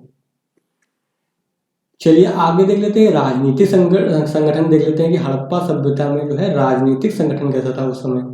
तो राजनीतिक संगठन की बात करते हैं तो हमें हड़प्पाइयों के राजनीतिक संगठन का कोई स्पष्ट आभास नहीं है, किंतु यदि सिंधु सभ्यता की सांस्कृतिक एकता पर ध्यान दिया जाए तो ऐसी एकता किसी केंद्रित सत्ता के बिना संभव नहीं हुई होगी। ठीक है, जब तक कोई सत्ता नहीं होगी तब तक इतना विकास कैसे हो पाएगा फिर। ठीक है, तो इसके लिए सत्ता का होना जरूरी है। यदि हड़प्पाई सांस्कृतिक अंचल को राजनीतिक अंचल भी समझा जाए तो इस उपमहादेश ने मौर्य साम्राज्य की स्थापना से पूर्व इतनी बड़ी राजनीतिक इकाई कभी नहीं देखी। इस इकाई की अद्भुत दृढ़ता जो है इसी से स्पष्ट हो जाती है कि यह लगभग 600 वर्षों तक निरंतर कायम रही। तो इसका मतलब यह है कि यहाँ पे कोई ना कोई एक संगठन तो होगा ही राजनीतिक, जो मजबूत संगठन था, क्योंकि 600 वर्षों तक लगातार इसने शासन किया है, अपना निरंतरता लाई है, इस संस्कृति को चलाए रखा है। ठीक है, चलिए आगे देख लेते हैं। आगे है कि मिस्र और जो मेसोपोटामिया के जो नितांत विपरीत किसी भी हड़प्पाई स्थल पर मंदिर नहीं पाया गया है। तो खास बात क्या है, यहाँ पे मंदिर नहीं पाए गए हैं, इसको नोट कर लीजिए आप कि हड़प्पाई स्थल में जो है मंदिर नहीं मिले हैं। किसी भी प्रकार का कोई भी धार्मिक भवन नहीं मिला है। ठीक है, तो धार्मिक भवन भी नहीं मिला, इसका मतलब क्या, मंदिर नहीं, कोई धार्मिक भवन नहीं मिले हैं। इसका अपवाद क्या है, विशाल स्नानागार हो सकता है, क्योंकि विशाल स्नानागार जो है कोई धार्मिक अनुष्ठान करने के लिए ही बनाया गया होगा। तो अगर हम इसको अगर धार्मिक स्थल मानते हैं तब वो अपवाद हो जाएगा। वही लिखा है, जिसका उपयोग नहाने धोने, शुद्धि या सफाई के लिए किया जाता होगा। फिर हड़प्पा अंचल में धार्मिक विश्वासों और आचारों में एकरूपता नहीं है, इसलिए यह सोचना गलत होगा कि हड़प्पा में पुरोहितों का वैसा ही शासन था जैसे कि निचले मेसोपोटामिया के नगरों में था। ऐसा संकेत मिलता है कि उत्तर हड़प्पाई अवस्था में गुजरात के लोथल में शायद अग्नि पूजा की परंपरा चली, किंतु इसके लिए मंदिरों का उपयोग नहीं होता था। ठीक है, तो इसके कोई प्रमाण ही नहीं मिले हैं कि यहाँ पे जो है पुरोहित वर्ग वैसा कुछ होता होगा जो कर्म कांड कराता हो। ठीक है, फिर क्या है, शायद हड़प्पाई शासकों का ध्यान जो है तो जो हड़प्पाई शासक थे, ऐसा क्यों हो रहा था, तो अनुमान लगाया गया है कि शायद जो है हड़प्पाई शासकों का ध्यान जो है विजय की ओर उतना नहीं था जितना वाणिज्य की ओर, यानी कि वो व्यापार को अधिक महत्व देते थे, ना कि युद्ध को। और हड़प्पा का शासन संभवतः वणिक वर्ग के हाथ में था, यानी कि जो बनिया वर्ग यानी कि व्यापारिक वर्ग होता है, तो उसी को बोलते हैं वणिक वर्ग। ठीक है, ध्यान रहे कि सिंधु सभ्यता में अस्त्र शस्त्र का अभाव है, यानी कि यहाँ पे खुदाई वगैरह में जो है अस्त्र शस्त्र नहीं मिले हैं। ठीक है, तो ये खास बात रहेगी। ये राजनीतिक संगठन हमने देखा है इसका। यहाँ पे आपको देखिए दिखाई गया क्या, मोहनजोदड़ो में मिली मार्त देवी की मूर्ति। तो एक फैक्ट यहाँ से नोट कर लीजिए आप, वहाँ पे कभी भी अगर पूछा जाए कि मार्त देवी की मूर्ति कहाँ से मिली है, तो मोहनजोदड़ो से मिली है। तो इसको नोट कर लीजिए आप कि मार्त देवी मूर्ति जो है मिली है, कहाँ से मिली है, मोहनजोदड़ो से। फिर अब देख लेते हैं कि धार्मिक प्रथाएं क्या थी उस समय, यानी कि हड़प्पा काल की जो संस्कृति है उसमें जो है किस तरह की जो है धार्मिक प्रथा चलती थी। तो हड़प्पा में पकी मिट्टी की स्त्री मूर्तिकाएं जो है भारी संख्या में मिली हैं। ठीक है, तो यह ध्यान रखना स्त्री की मूर्तियां मिली हैं। ठीक है, एक मूर्तिका में स्त्री के जो है, तो एक मूर्ति जो है उसमें स्त्री के क्या है, गर्भ से निकलता पौधा जो है दिखाया गया है, यानी कि इसके जो गर्भ है, पेट है, उससे जो है पौधे को निकलता हुआ दिखाया गया है। ठीक है, यह संभवतः क्या है, पृथ्वी देवी की प्रतिमा, यानी कि पृथ्वी देवी को माना होगा, उसकी मूर्ति बनाई होगी। और इसका जो है निकट संबंध पौधे के जन्म और वृद्धि से रहा होगा। ठीक है, इसलिए मालूम होता है कि हड़प्पाई लोग जो हैं धरती को उर्वरता की देवी समझते थे और इसकी पूजा उसी तरह करते थे जिस तरह मिस्र के लोग जो है नील नदी की देवी आइसिस की पूजा करते थे। यानी कि वहाँ पे जो है उनका मानना था कि जो है धरती माता को जो है उन्होंने जन्म को सबसे अधिक महत्व दिया, यानी कि वो समझते थे कि सारे जन्म जो है इसी से होते हैं, यानी उर्वरता का प्रतीक है वो धरती माँ। लेकिन हड़प्पाई लोग जो है मिस्र वासियों की तरह मात्र सत्तात्मक थे या नहीं, इसके बारे में कुछ नहीं कहा जा सकता है। ठीक है, स्पष्ट बात नहीं है कि मात्र सत्तात्मक सत्ता थी या नहीं। ठीक है, ये भी नोट कर लीजिए आप। फिर मिस्र में राज्य या संपत्ति का उत्तराधिकार जो है कन्या को मिलता था, किंतु हड़प्पा समाज में उत्तराधिकार का स्वरूप क्या था हमें ज्ञात नहीं है। तो हमें पता ही नहीं है। मिस्र में तो क्या था, वहाँ पे संपत्ति का जो अधिकार किसको मिलता था, कन्या को मिलता था, लड़की को। लेकिन हड़प्पा समाज में किसको मिलता था, इसके बारे में हमें कोई भी जानकारी नहीं है। चलिए आगे देख लेते हैं। फिर दे रखा है कुछ वैदिक सूक्तों में, ठीक है, कुछ जो वैदिक सूक्त हैं उनमें पृथ्वी माता की स्तुति की है, किंतु उसको कोई प्रमुखता नहीं दी गई है। सुदीर्घ काल के बाद ही हिंदू धर्म में इस मातृ देवी को उच्च स्थान मिला है। ईसा की 6ठी सदी और उसके बाद में ही दुर्गा, अम्बा, काली, चंडी आदि विविध मातृ देवियों को पुराणों और तंत्रों में आराध्य देवियों का स्थान मिला। काल क्रमेण प्रत्येक गांव की अपनी अलग अलग देवी हो गई समय के साथ। देखिए हमें जो है ये हड़प्पा काल में के बारे में जानकारी नहीं मिलती है। फिर देख लेते हैं कि सिंधु घाटी में जो है के पुरुष देवता को देख लेते हैं कि क्या पुरुषों के भी देवता थे। हमने अभी देखा मातृ देवी को देखा, देखिए आप देखते हैं कि पुरुष देवता थे कि नहीं थे। तो फिर क्या है, इसमें पुरुष देवता का जो है एक मुहर पर चित्रित किया गया है। ठीक है, जो पुरुष के देवता हैं उनकी एक मुहर मिली है। उनके जो सिर पर 3 सींग हैं, वह एक योगी की ध्यान मुद्रा में एक टांग पर दूसरी टांग डाले बैठा है, यानी कि पद्मासन लगाए जिसको बोलते हैं, इस रूप में दिखाया गया है उनको। उसके जो है चारों ओर एक हाथी है, एक बाघ है, एक गैंडा है। तो ये जो जानवर के नाम है आपको पता होना चाहिए। ठीक है, आसन के नीचे एक भैंसा है और पांवों पर 2 हिरन है। तो ये सारे नाम आप नोट कर लीजिए और याद होने चाहिए आपको कि क्या क्या मिला है। हाथी है, बाघ है, गैंडा है, भैंसा है और हिरन है। ठीक है, ये पता होना चाहिए आपको। कभी भी यूपीएससी जो है स्टेटमेंट बना करके पूछ लेगा इसको। फिर मुहर पर चित्रित देवता को क्या बोला गया है, पशुपतिनाथ। ठीक है, तो उनको जो है पशुपति महादेव बोला गया है, पशुपति महादेव बदलाया जाता है। पर यह संदेहास्पद है, संदेह है लगता है, क्योंकि सींग वाले देवता अन्य प्राचीन सभ्यताओं में भी पाए गए हैं। निसंदेह हम लिंग पूजा का भी प्रचलन पाते हैं, जो कालांतर में जो है शिव की पूजा से गहन रूप से जुड़ गया। हड़प्पा में जो है पत्थर पर बने लिंग और योनि के अनेकों प्रतीक मिले हैं। तो ये भी लिख लीजिएगा कि हड़प्पा काल में जो है लिंग और योनि के जो अनेक प्रतीक मिले हैं, ये भी पॉइंट आप नोट कर लीजिए। संभवतः ये पूजा के लिए बने थे। ऋग्वेद में लिंग पूजक अनार्य जातियों की चर्चा है। ठीक है, लिंग पूजा जो हड़प्पा काल में शुरू हुई और आगे चलकर हिंदू समाज में पूजा की विशिष्ट विधि मानी जाने लगी।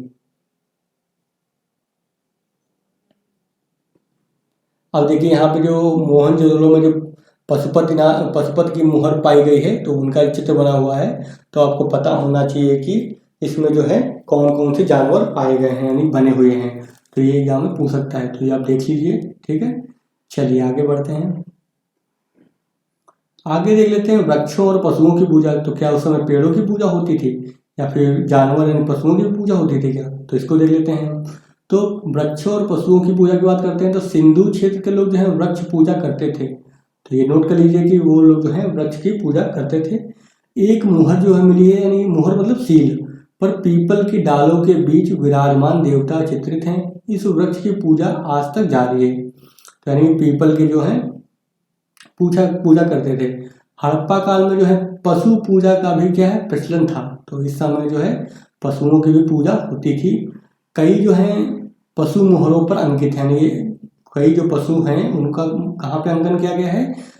मुहरों पर, यानी कि सील पर जो है अंकित किया गया है। इनमें जो है सबसे महत्व का कौन सा? एक सींग वाला जानवर।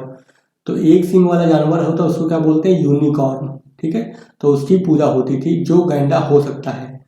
तो अभी स्पष्ट नहीं है, वही है कि एक सींग तो गैंडा को ही होती है भारत में, तो एक सींग वाला गैंडा हो सकता है। उसके बाद महत्व का जो है वो कुबड़ वाला सांड है। तो ये सबसे महत्वपूर्ण है, इनकी पूजा होती थी। आज भी जब ऐसा सांड बाजार की गलियों में चलता है तो धर्मात्मा हिंदू इसे क्या करते हैं? रास्ता दे देते हैं। इसी तरह सींग वाले देवता के चतुर्दिक पशुओं की उपस्थिति से प्रकट होता है कि उनकी भी पूजा होती थी। ठीक है, फिर इन बातों से स्पष्ट होता है कि सिंधु प्रदेश के जो निवासी हैं वृक्ष, पशु, मानव के स्वरूप में देवताओं की पूजा करते थे। यानी वृक्ष की भी करते थे, पशु की भी करते थे और मानव की भी करते थे। परंतु वे अपने इन देवताओं के लिए मंदिर नहीं बनाते थे, जैसा कि प्राचीन मिस्र और मेसोपोटामिया में बनाया जाता था। ठीक है, तो आपने देखा है यहाँ पे मंदिरों का अभाव है।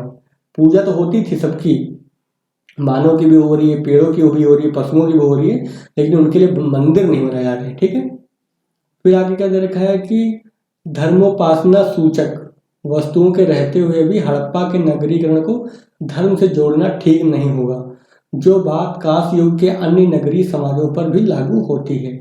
जब तक जो है सिंधु लिपि पढ़ी नहीं जाती है, ठीक है, तो अभी तक जो है सिंधु लिपि जो है वो पढ़ी नहीं जा सकी है। ठीक है, हम अभी तक समझ ही नहीं पाए हैं कि लिखा गया है उन्होंने। ठीक है, तो इस चीज़ को ध्यान रखिएगा हमेशा। तब तक जो है हड़प्पाई लोगों के धार्मिक विश्वासों के बारे में कुछ नहीं कहा जा सकता है। अगर हम उनकी लैंग्वेज को, भाषा को पढ़ सकें तो हम पता कर लेंगे कि उनका धर्म में क्या रुझान था, कैसी उस समय की धार्मिक व्यवस्था थी। ताबीज जो है बड़ी तादाद में मिले हैं। तो ताबीज जो है वहाँ पर जो खुदाई हुई है तो वहाँ पर बहुत ज़्यादा मात्रा में वो मिले हैं। शायद जो है हड़प्पाई लोग विश्वास करते थे कि भूत प्रेत उनका अनिष्ट कर सकते हैं।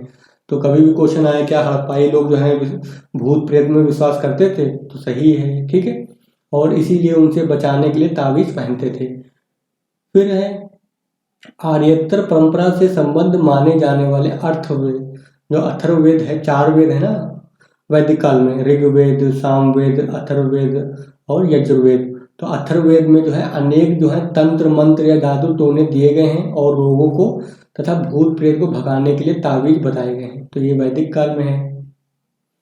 चलिए आगे देख लेते हैं। अब देख लेते हैं हड़प्पाई लिपि की बात कर लेते हैं। तो हड़प्पाई लिपि जो है वो प्राचीन मेसोपोटामियाई जो है की तरह हड़प्पाई लोगों ने भी लेखन कला का आविष्कार किया था। यद्यपि हड़प्पाई लिपि का सबसे पुराना नमूना जो है, तो कहाँ मिलता है वो सबसे पुराना नमूना जो है 1853 में ही मिला था। ठीक, खोज हो गई थी 1853 में। फिर और 1923 तक पूरी लिपि प्रकाश में आ गई थी, किंतु वह अभी तक क्या है पढ़ी नहीं जा सकी है।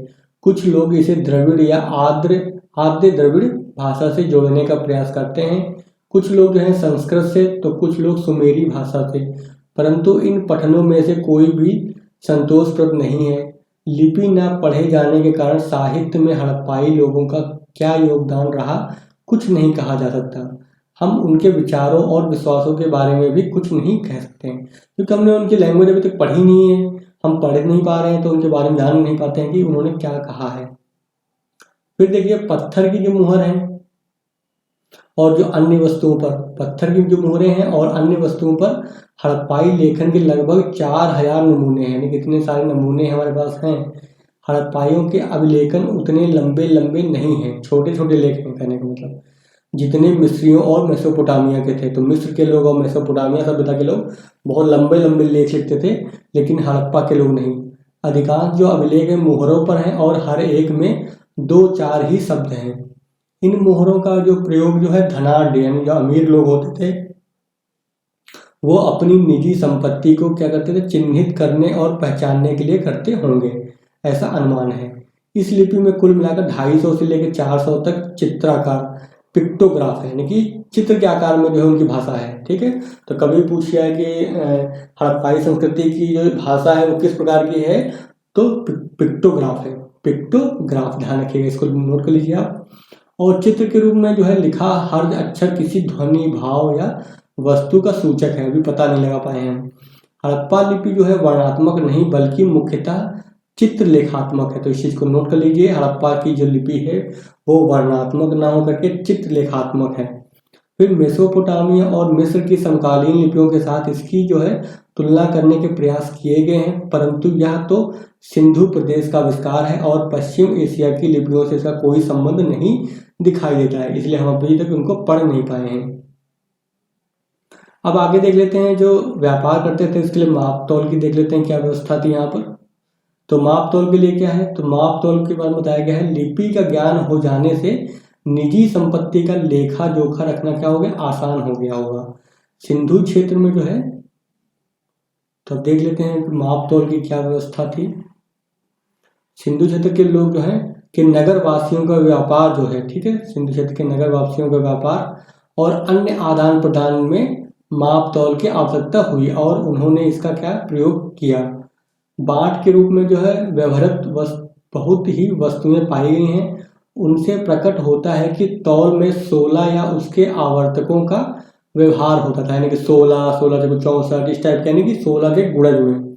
तो वही है 16, 64, 160, 320 और 640 यानी आवर्तक। दिलचस्प बात यह है कि 16 के अनुपात की यह परंपरा भारत के आधुनिक काल तक चलती रही, यानी भारत में भी जो है इसी टाइप की हम माप तौल में इसका इस्तेमाल करते रहे हैं। हाल तक 1 रुपया जो है 16 आने का होता था, ठीक है, तो 1 रुपये की वैल्यू 16 आने के बराबर होती थी। फिर क्या है, हड़प्पाई लोग मापना भी जानते थे। ऐसे डंडे पाए गए हैं जिन पर माप के यानी मापने के निशान लगे हुए हैं, ठीक है।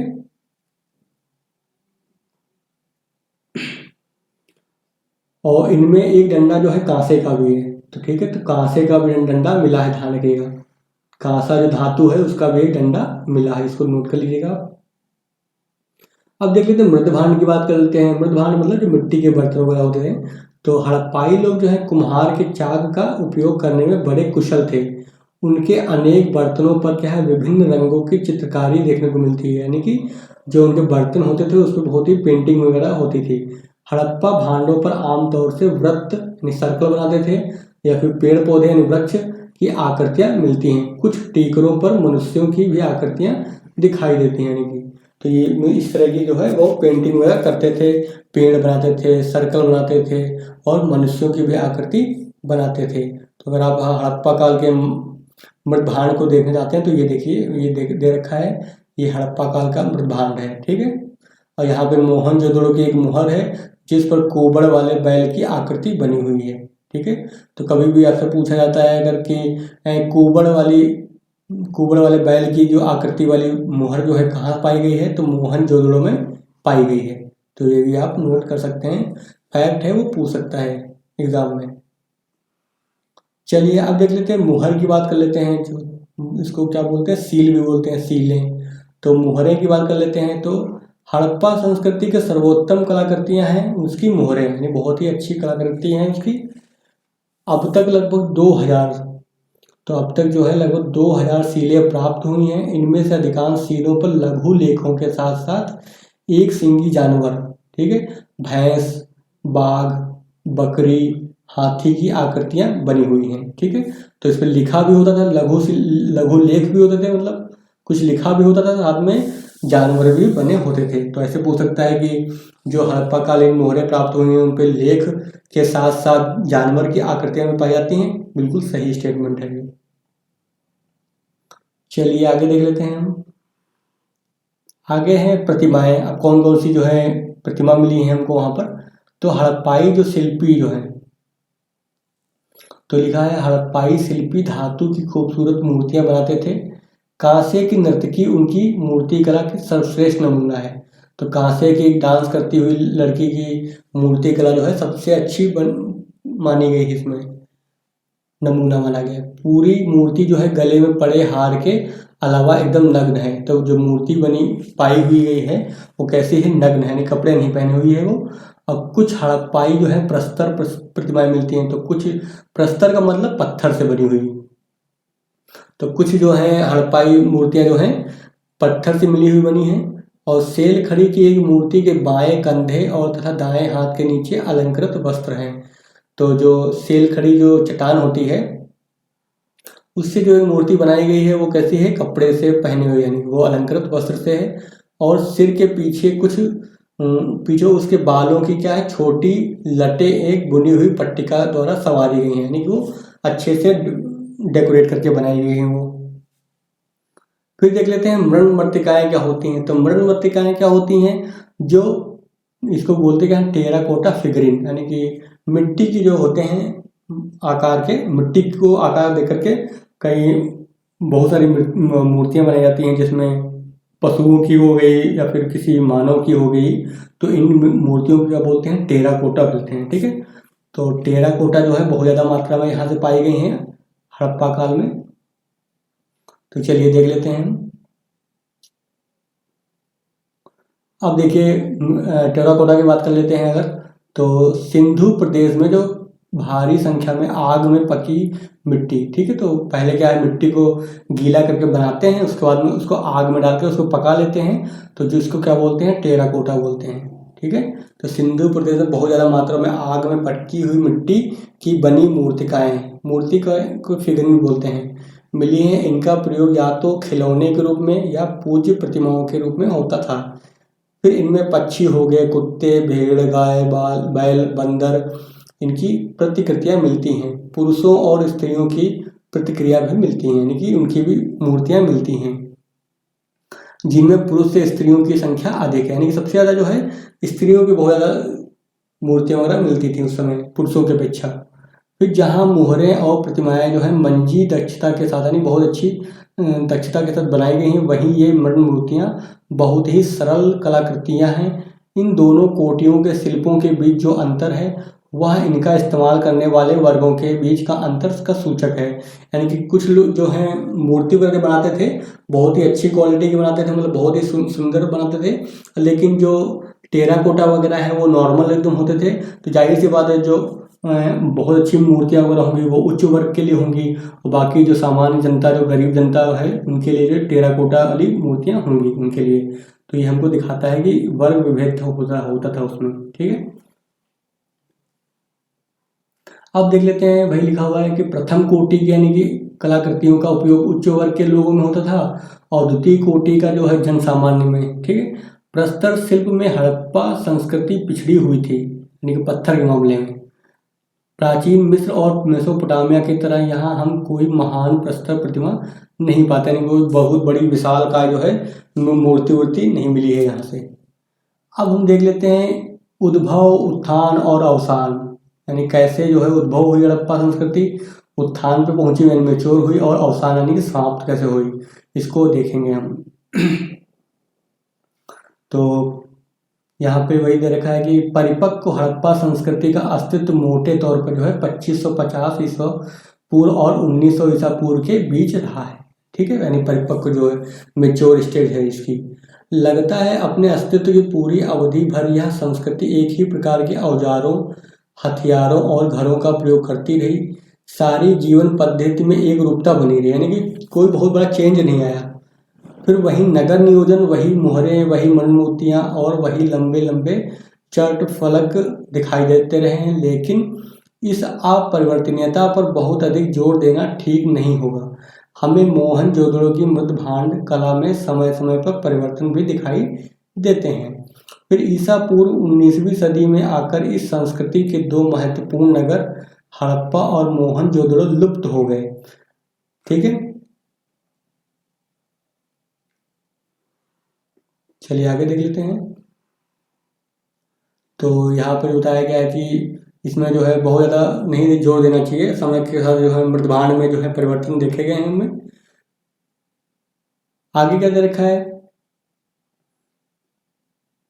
लेकिन अन्य स्थानों में जो है हड़प्पा संस्कृति धीरे धीरे क्षीण हुई और क्षीण होते होते यानी कि समाप्त होते होते गुजरात, राजस्थान, हरियाणा और पश्चिम उत्तर प्रदेश के अपने सीमांत क्षेत्रों में लंबे समय तक जीवित रही।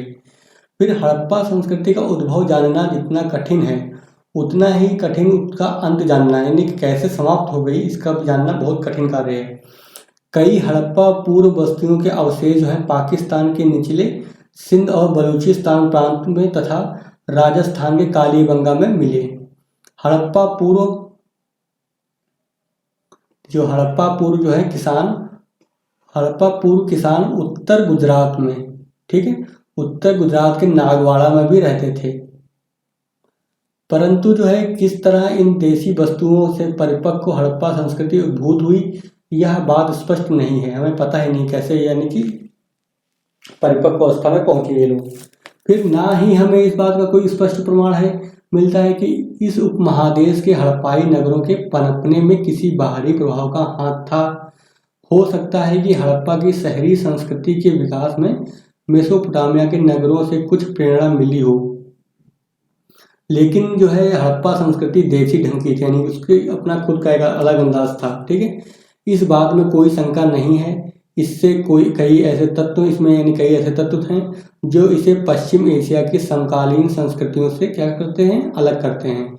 सिंधु सभ्यता के नगरों की जो योजना है जाल पद्धति की है, और उसमें जो है सड़कें जो है नालियां और मलकुंडों की क्या अच्छी व्यवस्था है।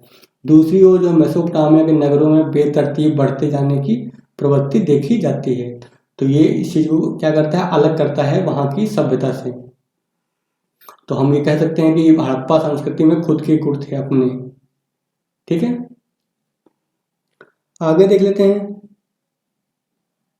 ये लिखा हुआ है कि हड़प्पा संस्कृति के सभी नगरों में सभी मकान क्या था, आयताकार थे, जिनमें पक्का स्नानाघर थे, मतलब स्नानागार बोल सकते हैं, सीढ़ीदार कुआं था, संलग्न है। ठीक है, पश्चिमी एशिया के नगरों में इस तरह की नगर योजना नहीं पाई गई है। संभवतः कीट द्वीप के नोसस नगर को छोड़ प्राचीन युग के किसी भी अन्य नगर में जल निकास का ऐसा उत्तम प्रबंधन देखने को नहीं मिलता है। हड़प्पाई लोगों ने जो है पक्की ईंटों के इस्तेमाल में जिस कौशल का परिचय दिया है वैसा पश्चिम एशिया वाले नहीं दे पाए हैं। तो हम यही इसीलिए क्या बोलते हैं, हमारे जो हड़प्पा सभ्यता थी वो जरूर कांटेक्ट में होगी मेसोपोटामिया के, लेकिन यहाँ की सभ्यता की अपनी खुद की अलग अलग विशेषताएं हैं। ठीक है, हड़प्पाइयों के मृदभांड और उनकी जो मोहरें हैं अपने खास ढंग की हैं और इन पर अंकित पशु मंडल स्थानीय है, यानी यहाँ पे जो पशु पाए जाते थे उनका ही चित्रण किया गया है।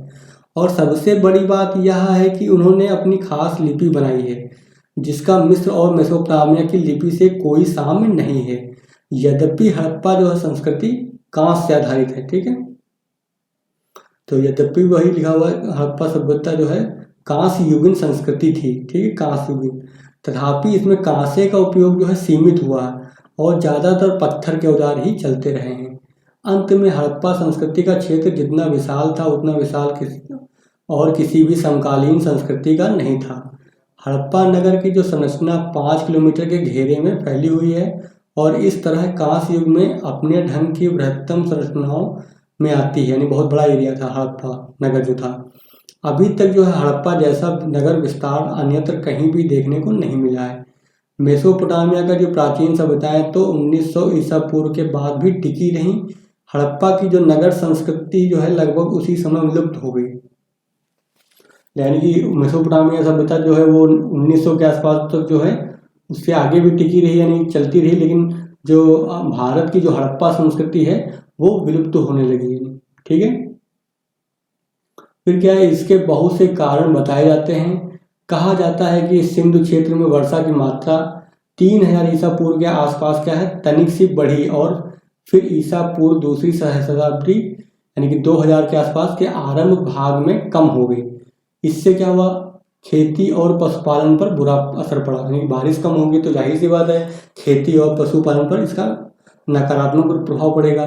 कुछ लोगों का मत है कि पड़ोस के रेगिस्तान के फैलने से मिट्टी में लवणता बढ़ गई और उर्वरता घट गई। इसी से सिंधु सभ्यता का क्या हो गया, पतन हो गया। तो एक तो ये मत हो गया।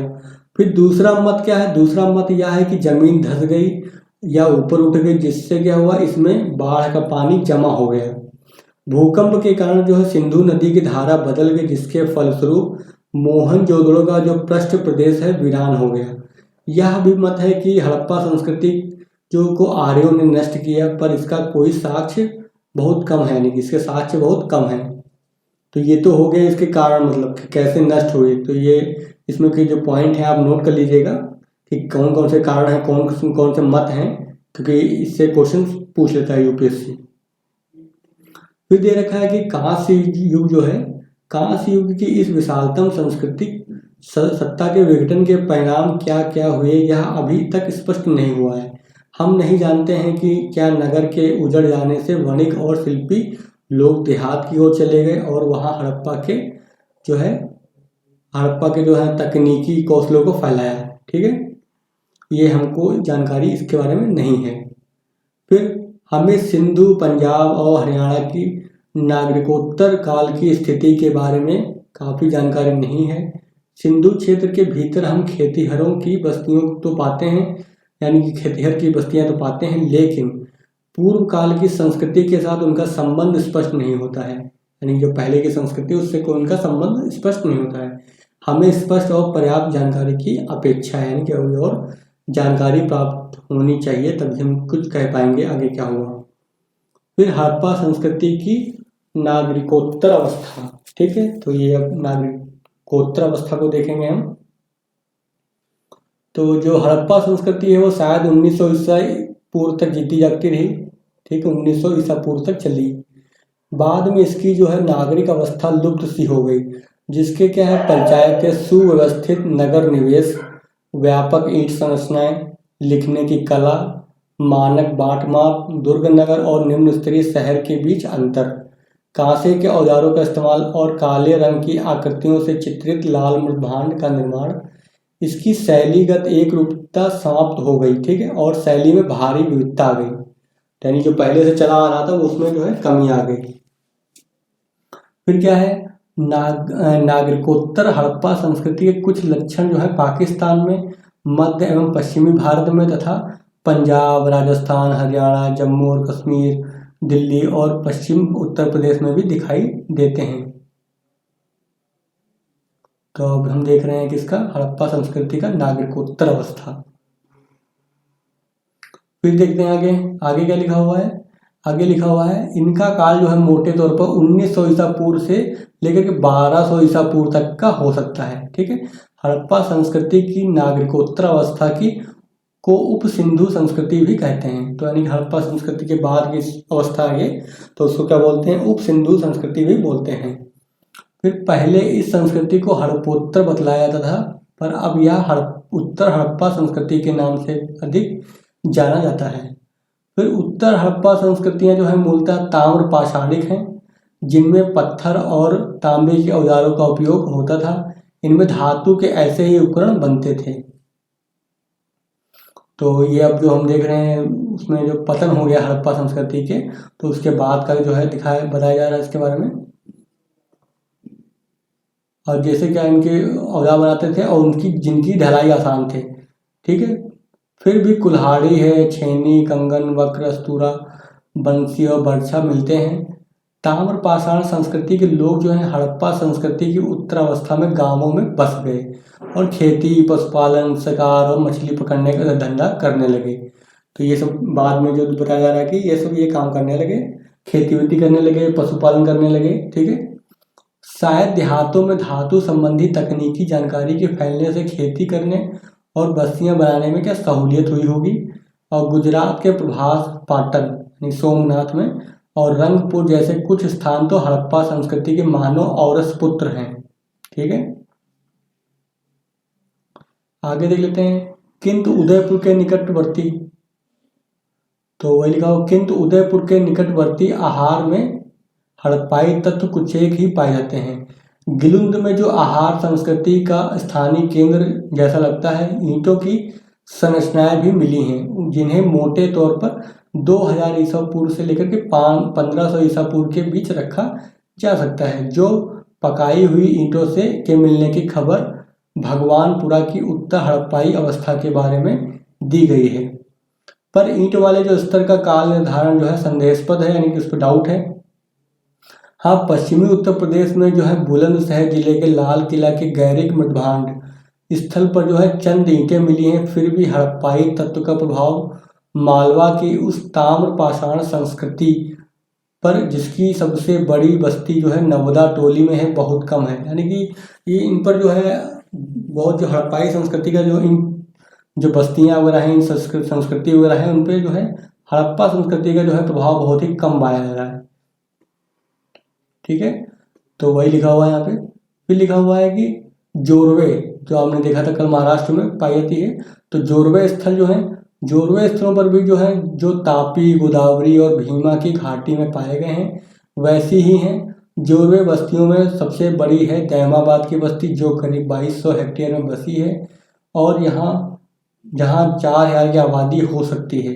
इसका स्वरूप जो है आदि नगरी कहा जा सकता है। ठीक है, लेकिन अधिकांश जोरवे बस्तियां क्या है, गांव ही हैं। ठीक है, तो ये हमने देख लिया हड़प्पा काल के बाद का समय और उसके पाई जाने वाली बस्तियां जो हैं उसके बारे में।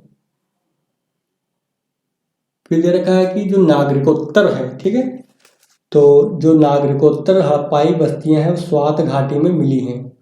यहाँ के लोग जो है पशुचारण के साथ साथ क्या करते थे, अच्छी खेती और पशुपालन भी करते थे। वे मंद चाल वाले चाक पर बने काला धूसर मृदभांडों का जो है प्रयोग करते थे। ये मृदभांड जो है ईसा पूर्व 3री सहस्त्राब्दी यानी कि 3000 वर्ष, ठीक है, 3000 और उसके बाद के उन मृदभांडों से मिलते हैं जो उत्तरी ईरान के पठार से प्राप्त हुए हैं। स्वात घाटी के निवासी भी चाक पर जो है लाल पर काले रंग वाले मृदभांड तैयार करते थे, जो आरंभिक नागरिकोत्तर काल के मृदभांडों से क्या है, निकट संबंध बताते हैं। इनसे प्रकट होता है कि हड़प्पा से संबंध जो है नागरिकोत्तर संस्कृति से जो है इनका संबंध था। इसलिए स्वात घाटी को उत्तर हड़प्पा संस्कृति का उत्तरी छोर मान सकते हैं। ठीक है, यानी स्वात घाटी जो है तो उत्तर हड़प्पा यानी कि हड़प्पा काल के बाद का समय का जो है। चलिए आगे देख लेते हैं।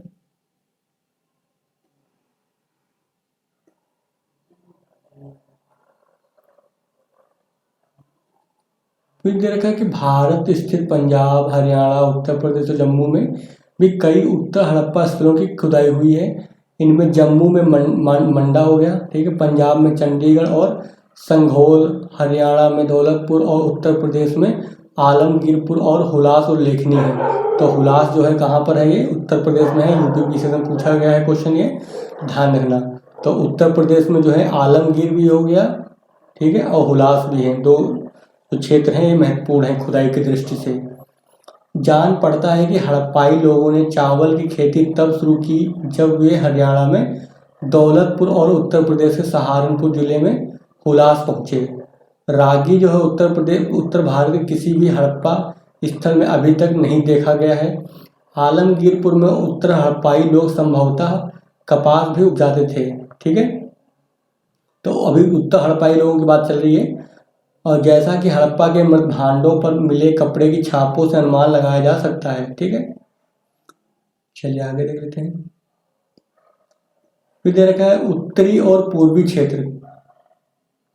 तो जो उत्तरी और पूर्वी क्षेत्रों के उत्तर हड़प्पा स्थलों में जो चित्रित हड़प्पाई मृदभांड पाए गए हैं उनमें आकृतियां क्या है, अपेक्षाकृत सरल हो गई हैं। पहले क्या है बहुत ही जटिल और अच्छी थी, अलंकृत करते थे वो लोग। ठीक है, हालांकि जो है कुछ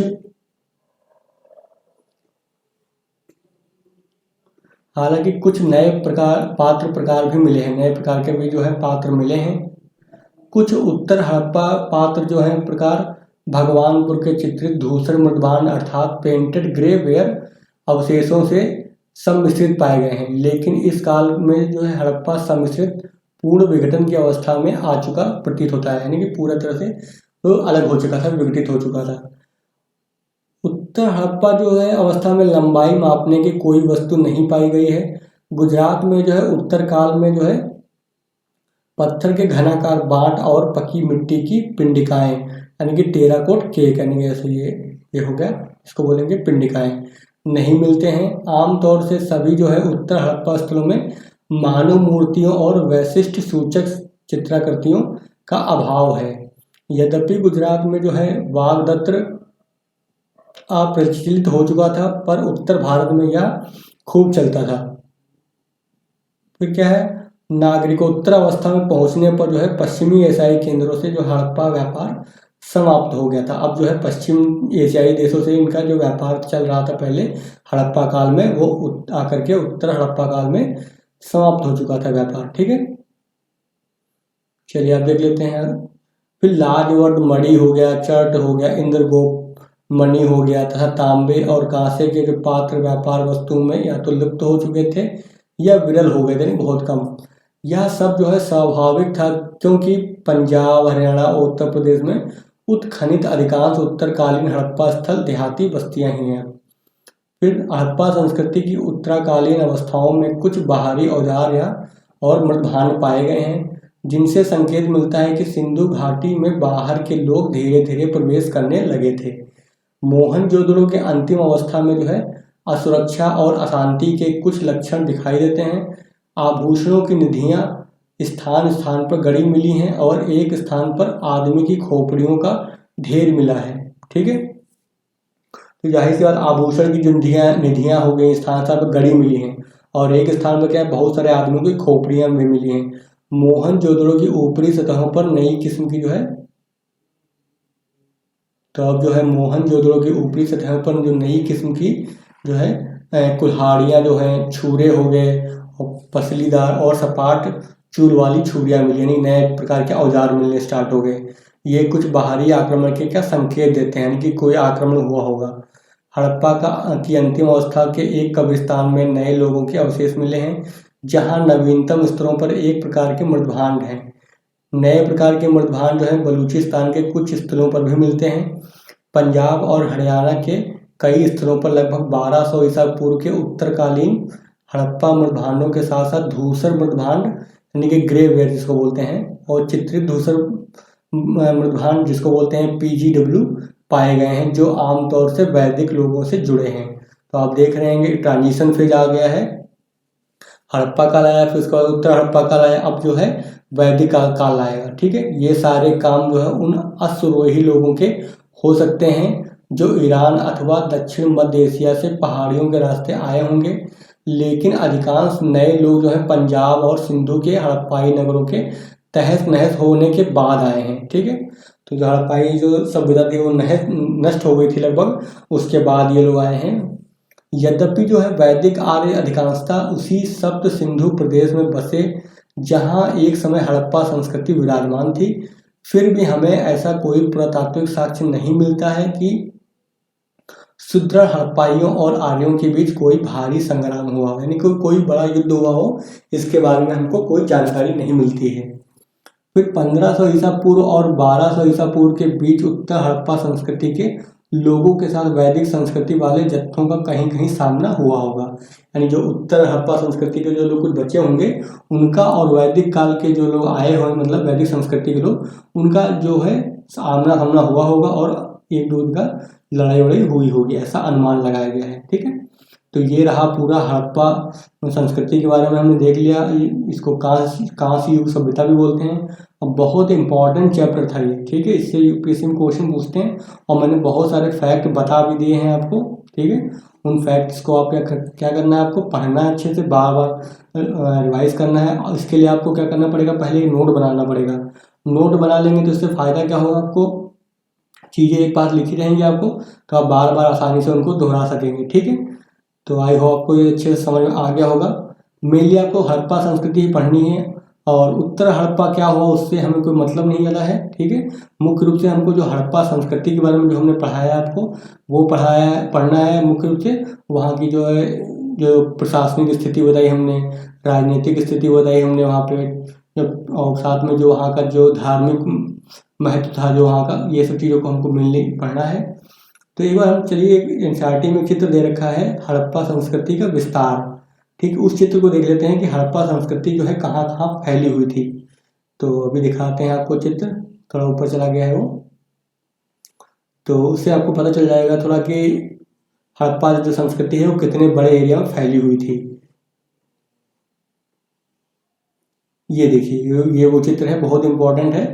यहाँ के जो कुछ नाम है वो आपको याद हो जाएंगे एक बार देख लेंगे तो, ठीक है। अब देखिए यहाँ पर देख लेंगे आप, यहाँ तक फैली हुई है नर्मदा घाटी का मुहाना है, नर्मदा, ये अभी कौन सी नदी है, नर्मदा नदी है, ये तापी नदी है, ठीक है।